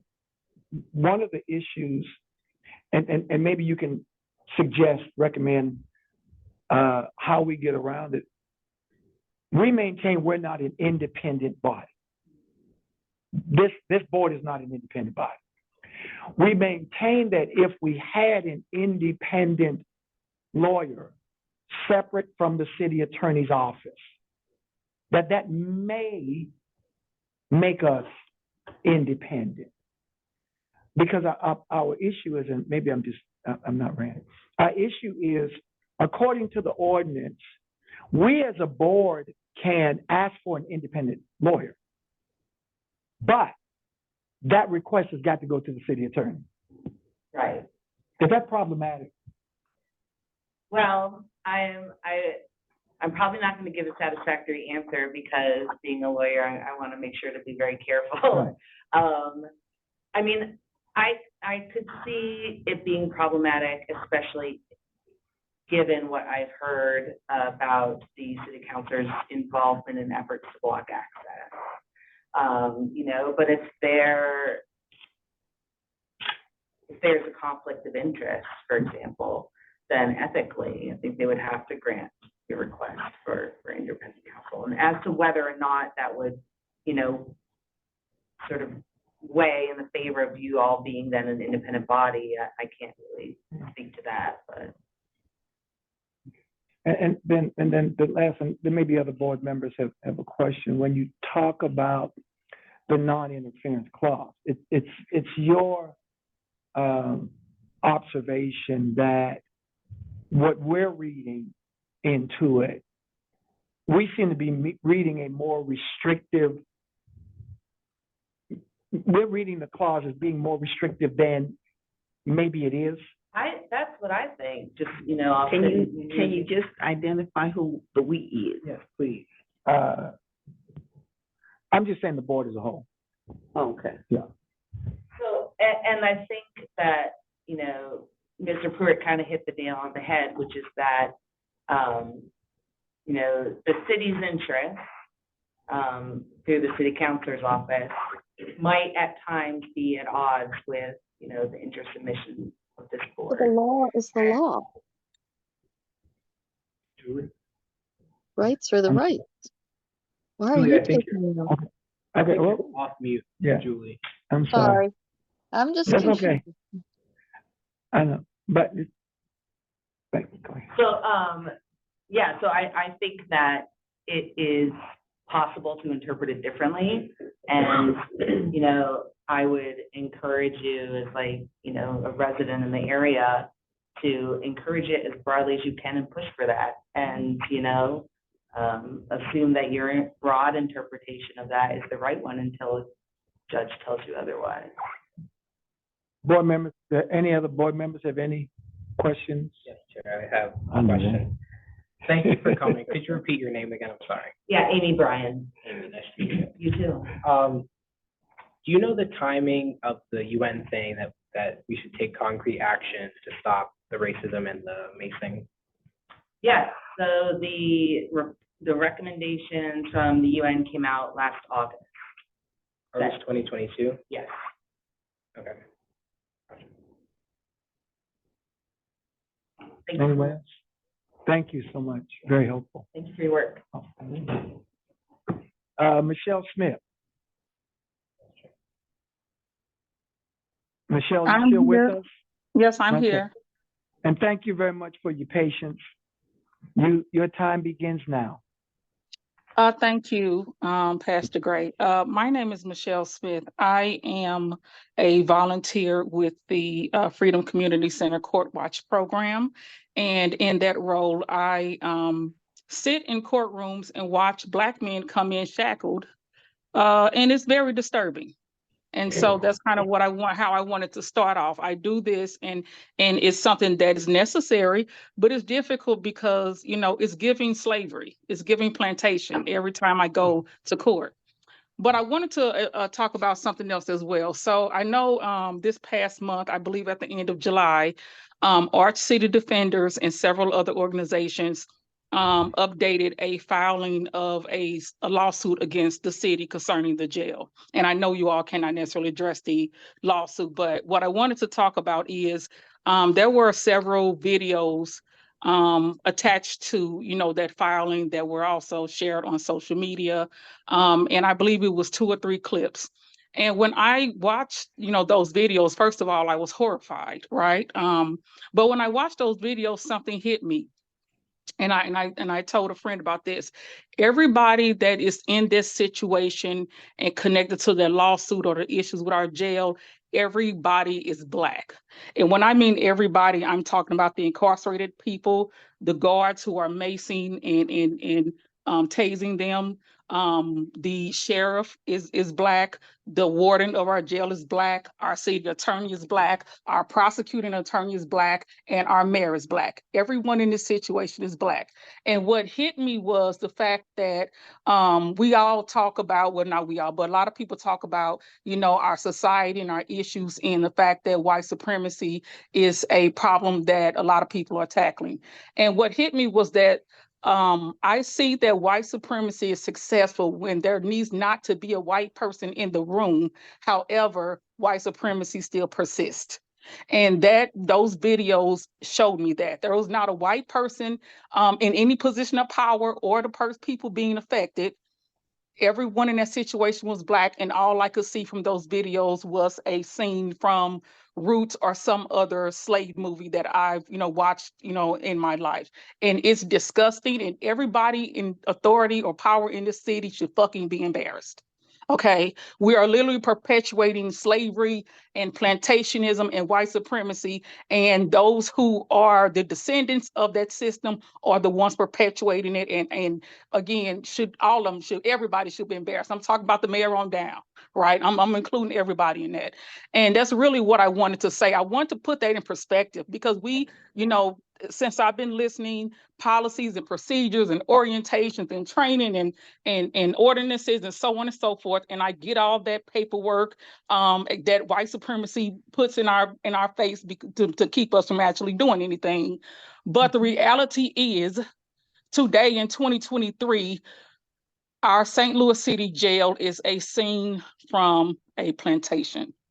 And I want that to stick with everybody that's listening to my voice.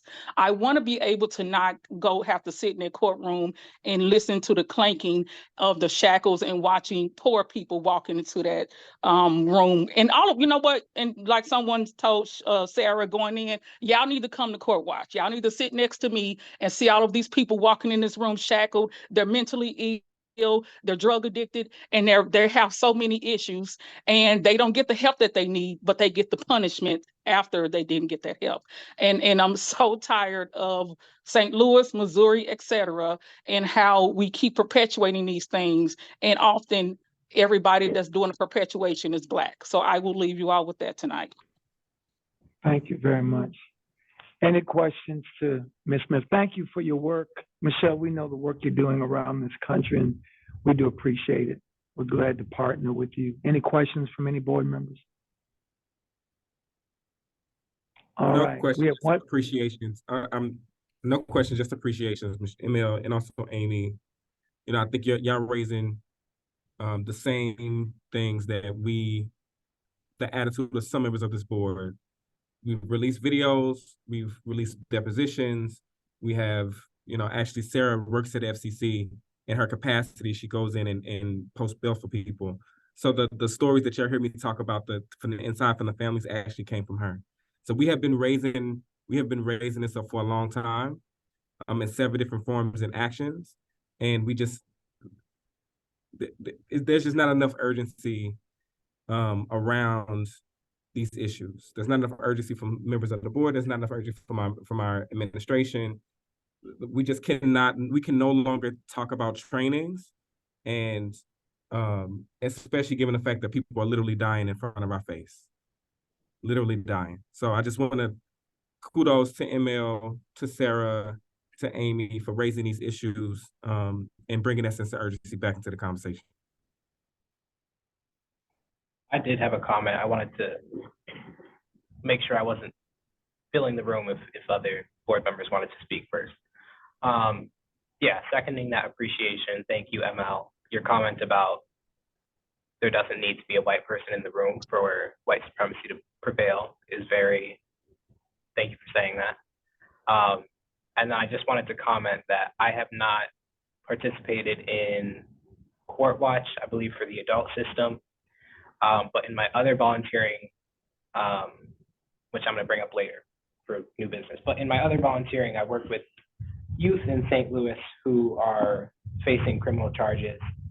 And not only do I see the same inequity and the same, it doesn't matter what you did, it matters who you are. I see it in the juvenile system. And I see it as like the youth we work with statistically will end up at the CJC. And it is very difficult to see them on a path that they could do everything right and they cannot change it. And they may end up in, like Mama Jamala said, a dungeon where the people around you die, where you don't get enough food or enough water, you don't get to call your family, and you sit there for months, maybe years. And it's, speaking of, I think Reverend Gray mentioned at the beginning, the different expertise we all bring to the board. I'm the member of the board who's 16 to 24. I'm 24.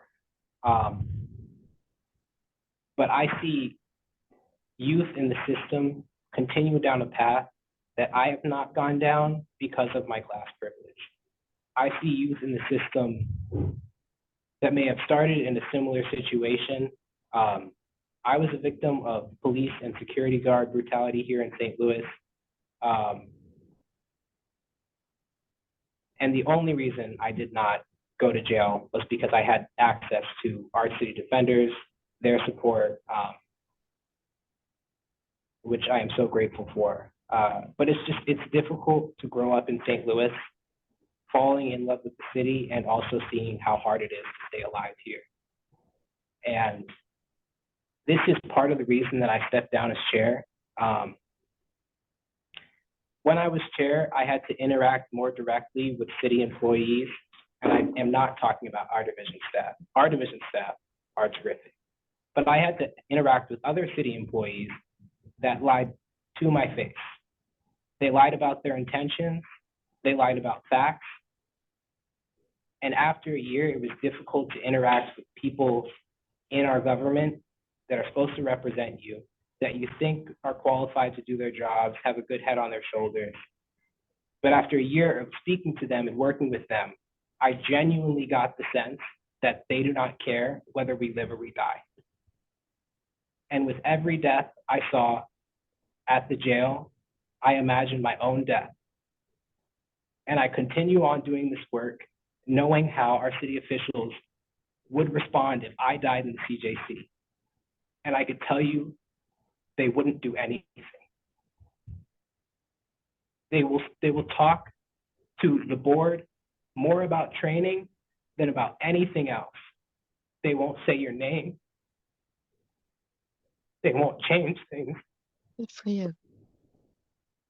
And they will punish the people that survived in the same place you died. They will punish them. They will starve them out. They will mace them. I just can't imagine. I was maced the most when I was protesting in Ferguson. I'm gonna wrap this up. Protesting in Ferguson, I remember standing across from the National Guard, from SWAT, from St. Louis County Police, and feeling the lowest I've ever felt in my life. Feeling like a dog, being shot at, being gassed like a dog. But at least I had my comrades beside me. To be in there, 2 people to a cell, and treated like that, I'm not shocked that there are suicide attempts. Living in St. Louis has led me to suicide attempts.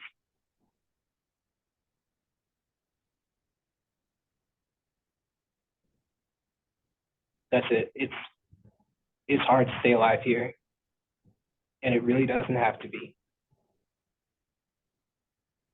Thank you, Janice. Thank you so much, Janice. Let's move to our final. We have one more person on our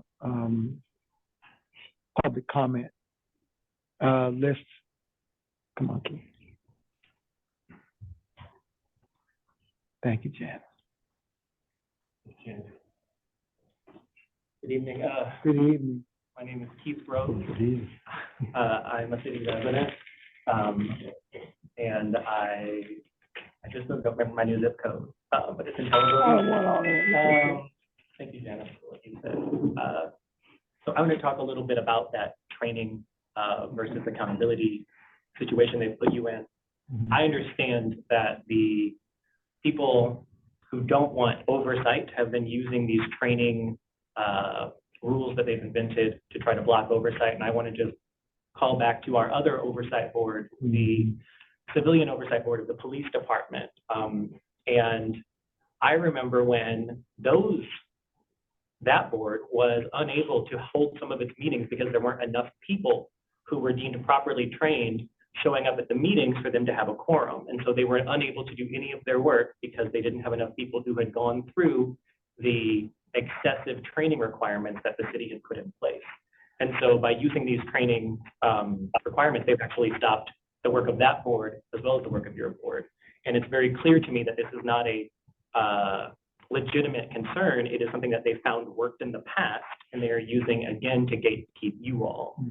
Because the truth is, how much training do you need to know when something's not right? I think that the reason that they're trying to keep you out of the jails is because if you see what is happening, they know you cannot unsee it. And that is the real truth. It really bothers me that there are people who are in cushy offices in City Hall directly across the street from the place where they know that their employees, who they are not holding accountable, are torturing and killing people. They know this. I don't understand, as someone who has seen the atrocities that happen in the jail firsthand, and also the extremely compelling videos that we've seen released in recent lawsuits and for decades past, it troubles me that people can actually sit in City Hall and not go across the street and start making change, let alone handcuff you all whenever you're trying to do something. It's really disturbing. We talked a little bit earlier about how we don't want to interfere with investigations, and we want to delay some of our oversight for investigations. I actually want to talk about how that plays out for other people. Okay, so when the Civilian Oversight Board was first created back around 2015, I was a person who filed a complaint in around September or October of 2017. You see, me and some people I knew and some people I didn't know were all rounded up and beaten and pepper sprayed in a large protest in downtown St. Louis against police brutality. I filed a complaint within a month. That was in September or October of 2017. Because there were other investigations, other civil suits, other criminal investigations that came out of it, that complaint has still not been addressed by the Civilian Oversight Board. And so when we talk about we can't have parallel investigations, I want you to understand that that means that there are no investigations. There will be justice delayed and it will be denied. I know now, sitting here almost 6 years after that incident, no one from the COB has contacted me to say, oh, here, we've interviewed the officers involved, we've done this. That hasn't happened because this case, which I thought was already wrapped up, has just languished. And so I want you to think about, like, me as someone who's been outside, I've been able to advocate for it. But what if I were incarcerated the entire time? If someone in a detention facility has filed a complaint, can they really wait 6 years? And how many people will suffer in those 6 years while the complaint is sidelined? How many problematic officers will retire or leave the force and move somewhere else and never have accountability, never have a mark on their record because we didn't want to interfere with the investigation? I'm more concerned about them interfering with your investigations. We know in civil rights litigation that police very frequently file charges against people because they're using it as ways to stop civil rights lawsuits. And we've heard very eloquently put from Mr. Adolphus Pruitt how the city councilor's office has a conflict of interest in these cases. I would not be surprised if the investigations that they're saying you might be interfering with are often being put in place or built up specifically because they don't want oversight from a board like yours coming in. So I would recommend you are doing your investigations parallel to theirs, because it is very likely that they are just sitting on that information anyway, waiting years and years, not really actively pursuing them, knowing that if they actually drop the case, then you all will come in and start looking at what's going on. So please do not wait for them. Justice cannot wait. It's people sitting 2 blocks from here in cages and we're here debating things like it's normal, and it's not. And I don't want you to be tricked, like Jamala said, by the lawyers into thinking that it's okay to have these rules preventing us from doing the thing that is right. We don't have time to wait. Folks over there don't have time to wait. So act, do it fast. Thank you. Comments, questions from board members? Thank you, Keith, for your testimony. I really appreciate it. I think what I'm hearing overall from you and from others is that we have passively, we as in DFOB, passively is not the right word. We have not used our power to our full capacity, and we have gotten ourselves into the game of responding and being shut down. I mean, even as we were sitting here, we were getting emails from, Nicole and people talking about the trainings. So I think you're right, and I think others are right, that we need to take a real look at this ordinance. We need to use the subpoena power that we have to get information as much as possible. And we got to fight the city council's office as much as possible, along with the other things in the amendments to the ordinance and to all of the things. I think there's a real conversation in which we need to look at that ordinance and see what's possible and come up with a strategy going forward, is what I'm hearing from majority of the comments. And I just appreciate you bringing that to the forefront too. Thank you very much. Thank you, Keith. That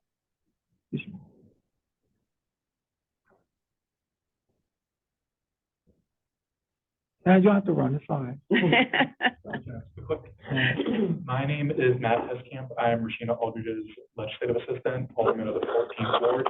And Alicia Saunier, alderwoman of the 7th, was here earlier and speaking a little bit on behalf of her. The chairman mentioned earlier some policy being done at the president's office, as well as I want to mention that the alderman from the 14th and the 7th is down to do stuff as well. There's no shortage of desire to do change. I just want to make sure there's no lack of input. So I want to give my info so that way you can reach out as a board or as individuals, so that way we can hear what your desires are. Rashine's email is Aldridge, ALDRIDGE, RA at stlouis-mo.gov. And I will comment on the Zoom as well, so that way everyone has my info. All three of those offices are doing some change regarding the board here, as well as the COB. I can go into it if comments would like, but I just want to reiterate, please let our offices know of the change you wish to see. We can't do anything if we don't hear from it. We do want to change what needs to be changed. We just want to make sure we know what to do. Thank you. We're going to sit here. Well, I think just my response is we have met with President Green's staff to include Alderman Aldridge. We went through the ordinance. I think we identified 5 or 6 places where we thought the obstruction was more prevalent. Some other areas, being able to secure our own lawyer without having to go through the city attorney's office. So those things we have done. And what we mentioned, and I'm not sure if you were there in the beginning, is that after talking to the chief of staff for President Green and the alderperson, that we are going to come back. They're going to come back and do a special meeting so that we have time to really go more in depth in the ordinance to see where we are, so that we're not discussing it at the latter part of the meeting, but we have opportunity for a broader discussion. So I appreciate it. Anyone else?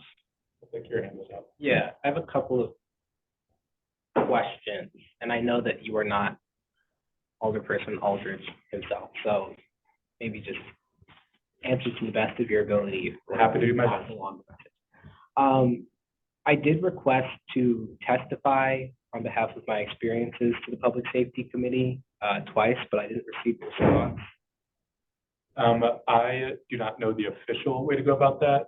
I know a lot of people just show up to the committee meetings because there is a public discourse section for each. I assume you could come in that way, but if you send, can I write down my email? I'll just write it down on the back. If you send me an email, I will figure out what the appropriate official response for that is. But I know there's a public meeting for a lot of that. In that letter that was sent to the Public Safety Committee's chair and vice chair, I also asked them to compel the warden to testify. There was a hearing about the jail and the oversight, but the warden was not part of the testimony. We have heard, or I'll say I have heard reports that older people have toured at the CJC recently, let's say within the last 3 months, but we haven't, as an oversight board or just as members of the public, heard about what they saw at the tour, and I'm curious about that. Are there any plans to make public what they saw? Or I am aware that there was one article written and there were some comments given, but I can request a more like formal report if you like. Okay. And not to be like disrespectful, the old woman did text me a little bit, so once when you're done with yours, then I'll see what you said. Okay. And then the last part is really just a comment. I feel like there are a lot of different people in power that can't directly do one thing. Like the older people, they can't fire the warden. I get that. But they have like an inherent power in this city. And I feel like with that power, I feel like we're kind of past the point where it's like, we want to do something, what can we do? I think that's the older people's job to decide what they can and will do because it's their job. I also feel like, as we've said, that the issues with the jail have been ongoing. They will continue to go on if everyone doesn't exercise their power to the fullest extent. And I feel like as any older person, either you defend the jail or you denounce it. There's no in between for me. Appreciate that. Let me see what the alderwoman sent, because she sent 4 texts, so. And her email, she wanted me to give you that as well, is sonnniera@stlouis-mo.gov. And she said that she is here. I'm assuming that's the Zoom. If you want to check the attendance, she said, never mind. I don't know if that's regards to that or what. But yeah, no, I completely agree with you that change should have come a long while ago. I know the alderman is hesitant on just kind of like bowling his way through, saying like, this is the change that needs to happen, which is why he really wants to make sure that people let him know. Because the desire to change is there. We are currently sponsoring some legislation. I know the alderwoman is kind of taking head on that, and I can kind of speak to what our office is doing a little bit. He just wants to make sure his action isn't unintended consequences, because he feels like that would be worse. Because there's a moment to change right now. People are talking about it. If we do the wrong action now and then the momentum dies down, how easy will it be to change then? Which is a little bit of a dodge, but he is committed to change. Do you know if the litigation in creation, or whatever, the bill or whatever you called it, do you know if it's related to the oversight board at all? Yeah, so I know the alderwoman is doing the bulk of that because it's pretty much one alderman takes the head of the legislation. So I can't really comment on what she's doing, but I know the alderman is wanting to make sure that if there is a legal avenue to have an independent counsel, that is done. And I can speak to a little bit of the challenges with that. And he's also wanting to bring the state statute down that allows various members of the government and state representatives to go to any state jails and prisons. He's wanting to bring that down for city elected officials to go to the CJC. Essentially, the tour that you mentioned earlier was only able to happen at the goodwill of the staff at the time. They could have rejected all of the aldermen. He wants to bring down statute that requires admittance. Okay. And could I just throw in that I think it's important if there's going to be a bill proposed about the oversight board that we are consulted in some way before it's like proposed to be voted on, because all of this discussion about training was introduced by the second ordinance about the oversight board, which introduced all of these different trainings, new vagueness, and didn't clarify any old vagueness from the first ordinance. And we spoke to Alderperson Shamim Clark Hubbard, who is supportive of the board and introduced this legislation. But when we asked about how it would impact us, it didn't seem that the Alderwoman understood or could have foreseen everything that it has done since. So I would just really encourage that if legislation is being introduced, everyone affected by that legislation should be consulted before it's including everybody put up. Yeah, I am not often comfortable speaking on behalf of the aldermen, but I am comfortable saying if you would like a meeting, we're more than happy to schedule that regarding future legislation. At least from our office. I can't speak to what the president's office is doing, like who's going to sponsor that change, or the alderwomen's, but I know at least the language we're going to introduce, we're more than happy to get your feedback on. Thank you. Anyone else? I thank you very much. Anytime. As the chair, I want to reiterate, and I'm sure it's in the minutes somewhere, that we stated that President Green and her staff and Alderman Aldridge have all agreed to have a conversation with this board as relates to any amendments in the legislation as it pertains to us. I just wanted to reiterate that, because I know I'd mentioned it, but I just want to make sure that it's in the record that we approached them, they didn't approach us. That it was this board that took the initiative to approach President Green, to approach the alderperson. This board took the initiative. And so when we talk, there are a lot of words that go out: urgency, lack of urgency, and all that other stuff. And I'm going to, as a chair, not respond to everything that's said. My grandmother told me a long time ago, you don't have to respond to everything that's said. But I do want to say this, that this board collectively, not any one individual, not any subgroups, but this board and this staff collectively, I think, have done the best that we can under the circumstances. And we've already talked about obstruction ad nauseum. Obstruction as it relates to access, information, resources, everything else. And we've done that. And so I don't want anybody listening to think that this board does not understand the urgency of what is happening in the Justice Center. I don't want anybody who is listening to this conversation, to this meeting, to think that this board collectively does not understand the urgency of what is happening in the criminal justice center. Please don't get that. We have been vocal. We have been visible. We have tried to work through the process, at the same time borderline political. And we're not a political entity. And we walked a very fine line. This meeting is being recorded. Thank you for recording. As a board, we've done that. I think that we've done everything internally. And the former commissioner quit because of the obstruction. Our staff has been very vocal as much as they can to say, we haven't gotten access. We've set it on record. And so I don't want anybody to say that we as a board don't understand the urgency of this. That's absurd. And I take offense at it. As an individual on the board and as a chairperson for the board, knowing that all of us on the board are volunteers.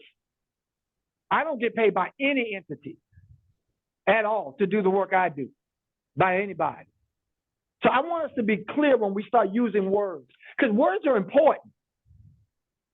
We took the initiative to meet with the president. And as a collective board, we are expanding through the organization that Mr. Milton Mike works at, the organization that Janice works with, the organizations that I mean, right now, do you think that the NAACP and the Baptist Ministers Union just came out and made a statement just because? No, it's because of relationships on this board. And so when we say stuff, you know, and I'm trying to stay cool because I got my cool suit on today. But I've called the mayor out on this. I've called the public safety director out on this. I've called the warden out and asked for her termination and continue to ask for her termination. So when you say there's no urgency, don't do that. I'm gonna just one last thing, because then we're gonna go into this is part of new business, by the way. That we are going to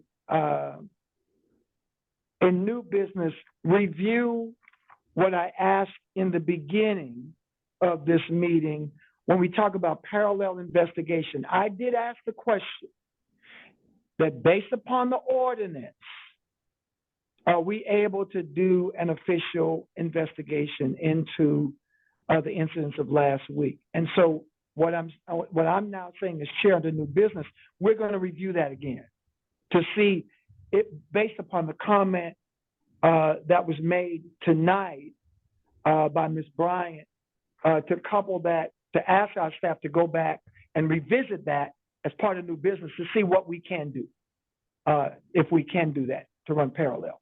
So now I've said what I had to say under new business. I know that the vice chair had something under new business. Yes, quick thing. Yes. Pam has been waving at us for. I'm sorry, Pam. I thought you were waving just to say hi. Just because I like you. Just because I like you. No, only Listen. because I was. Go ahead. You have the floor, and then we'll turn it over to the vice chair for other new business. And we're almost finished. We'll be out earlier than what we had anticipated. So you have the floor, Pam. Right. The most astounding thing I heard tonight, astounding, and maybe I'm on the end of the curve here, and everybody else knew this. But 8 to 10 months ago, the UN ordered them to fix this stuff. Did anybody know that? I did not know that. I didn't know that either. And did the Board of Aldermen know that? And we need to know that. What did it say? Who did it go to? Did they officially respond to it? How much time do they have to respond to it? If they're going to ignore the UN, you think they're going to listen to us? I'm just astounded by that. Absolutely almost speechless, which is speechless is not a thing I know, but we need to get them in here. Somebody needs to come and present that to us and tell us what their response has been to that. And the Board of Aldermen Public Safety Committee needs to demand them to come before the Public Safety Committee and tell them, what did the UN tell them to do? And have they done it? And what are the consequences if they don't? I don't understand that process at all. You guys have been fighting justice for a long time. I'm a public health person, so I don't know anything about that. But when the UN comes and you blow them off, what do they do next? It's been hard for me to pay attention and think about anything else since I heard that statement. So under new business, I'm recommending that we find out what the hell that was and what they've done to respond to it. Okay. Do we need a motion for that? Nope. So the board will direct the staff to follow up on that. Thank you, Pam. Vice Chair? Yes, quick note. I didn't mean to interrupt you before. That was okay. But I wanted to note that I think for the first time, you used my preferred term, warden, instead of commissioner of corrections. Maybe that was a mistake, but I loved it. And what I wanted to bring up for new business was something I proposed informally to the board before, and I just wanted to let the public know about it, that this is something in the works.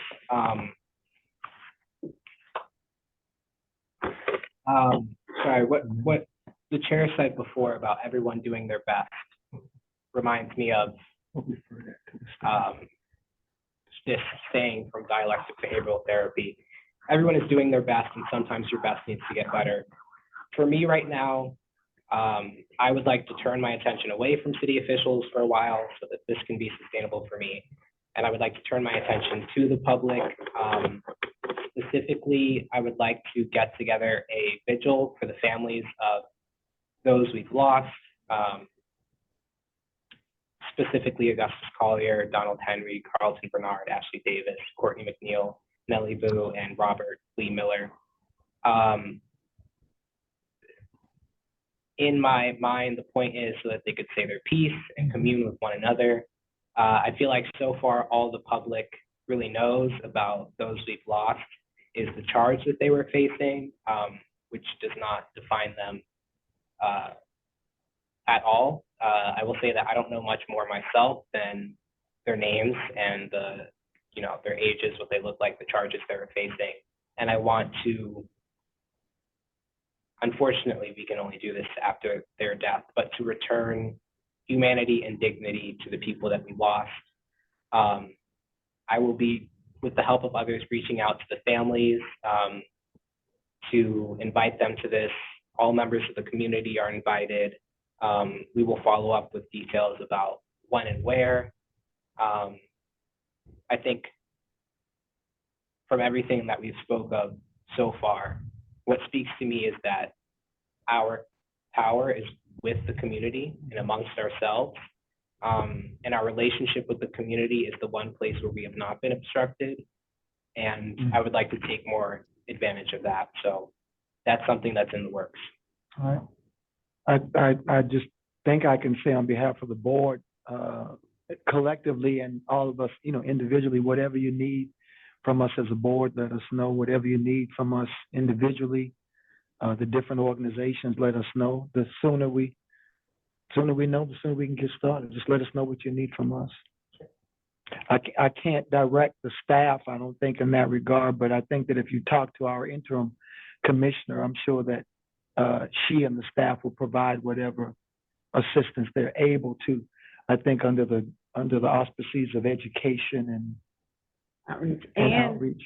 And we have a client coordinator that's been specifically charged with an aspect of outreach to families that have been impacted by such tragedies, either on the police side or the detainee side. And so that fits right in with at least some of the direction that we've received in the ordinance. Right. Thank you very much. Well, there you go, Vice Chair. So you got some staff support too. I always have staff support. Oh, Lord. All right. Now we're showing favoritism up here. I know. You do too. Oh, whatever. I know. I was just a fill-in for chair. That's all. Is any other business to come under new business? I'm going to ask the staff to reach out to board members and to Ms. Barton to discuss future dates for board training and orientation so that we don't have to try to talk about dates now. We'll just ask the staff to reach out and they'll give us some dates. We are trying to get all of the training done within the next 30 to 45 days. I think that's a goal. If we could do it sooner, we'd like to, but I think we need to set a goal for ourselves to get this training part done. 35 to 40, did you say? 30 to 45, a month to a month and a half. I know. 30 to 40. I mean, and to do it within that time, but definitely not to exceed that time. We also understand, as I indicated, we'll reach out. I'll ask the interim.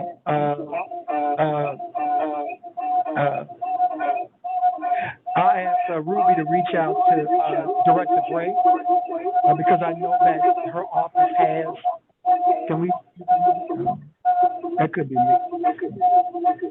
Somebody's got to go on mute. I almost know my phone. I can turn this on. It's not us. I just turned mine on. Are you able to mute other people? It's call-in user one, which I think is. Okay. If you would reach out to Director Gray, because I know that the policy and procedure is now there, and I think that is, my understanding is that's the last stakeholder that has to put their eyes on it, and the sooner we can get that back to staff, the sooner we can get it back to the board. Our next meeting, this was a call meeting based upon what happened last week. We're generally supposed to meet every third Monday. And that would be, what date? I turned my phone off, so I don't have my calendar. Oh, wait a minute, I didn't turn, I just turned the Zoom off. What we wanted to suggest to the board members is that the 18th, that on that day we would have the training. I know some board members went to the orientation this weekend, and thank you very much. I think that our second orientation, don't we have a second, do we have a second one planned? I'm not sure. We planned this one with Nicole, knowledge. So the same thing will apply. Let's just, if the staff would reach out to Nicole and look at some dates, and then canvass the board to see if those dates work for the board. On the 18th, as part of our agenda, we'll continue to have training so that we can get that out of the way. We know we've got a holiday coming up, so it makes no sense trying to do anything earlier. If we do receive any information regarding the agenda items that we discussed tonight, particularly as it relates to parallel investigation and or the request to get the report from the UN, we'll submit that information to board. If we feel that we need to meet to discuss what we find out, then we'll do that. Special meetings, the word urgency was used. And so if we get that information and that information is favorable to what we want to do as a board, which is to move forward with ensuring the safety and the health and the welfare of everyone who enters the CJC, detainees, staff, and administration, then we'll call a special meeting. But if we don't call a special meeting, the next meeting will be September the 18th. I forgot I wanted to do another motion. Okay. We're not adjourned yet. Okay. Know that when I make this motion, I have considered everything we've said today. I would like to move to launch an investigation into Carlton Bernard's death. Okay. Is there a seconder? The motion was to launch an investigation. Who is that? That's James? Tom. Tom? No, Tom Watson. Okay, Tom. Yeah, I second it. It has been moved by our vice chairperson and seconded appropriately that we launch an investigation, a formal investigation into the death of Carlton Bernard. Is there any discussion on the motion? Any discussion? Any discussion? Seeing no discussion, we'll call the roll. Janice Mensah? Aye. Barbara Baker? Aye. Mike Milton? Mike Milton? James Dom?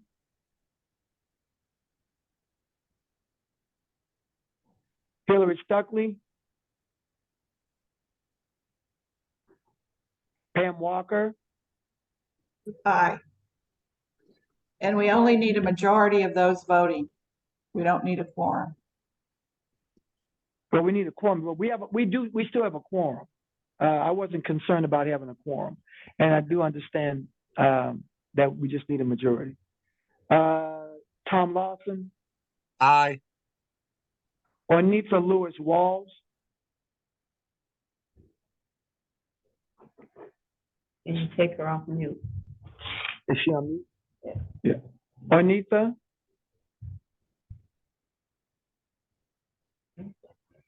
okay, Juanita. And for the sake of this vote, the chair doesn't necessarily have to vote. We determined that a while back, except in case of ties, but I want to go on record in support of the motion. So the chair also votes aye. In my vote, the motion passed. Juanita's actually off mute now. Juanita, are you off Aye. mute? Hi. Are you voting aye? We're voting. I think, Okay. Are you voting in favor of the motion? yes, Doesn't she have to be visible? I think that, yeah, I think she has to. Okay. We still have a majority. So even if that's contested, it's still a majority. And so the motion carries with all board members present. Just for the record, it should be it should be noted that it is approved by all board members present with a quorum being established. Okay. Reverend Gray, I didn't know if you knew that Barb always has another meeting when it's the 3rd or if it's the 4th, on the 4th Monday. But I know that Mr. Garvin from the city attorney's office is on the call if you wanted to acknowledge. Well, I thank Mr. Garvin for being on. I did notice that he was on there. Okay. Which is why I was comfortable with moving on with the meeting. I didn't want to give him a shout out because I didn't know if he wanted a shout out. But we do want to acknowledge that we do have representation from the city attorney's office at this meeting. Thank you, Mr. Garvin, for being here tonight.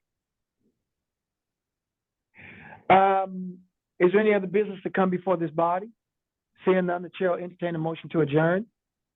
A motion to adjourn. It's been properly moved. Is there a seconder? Anybody? Pam? Where you at? Second, Wait. second. All right, it's been probably moved in second. All in favor, say aye. Aye. Contrary minded, nay. Motion carried.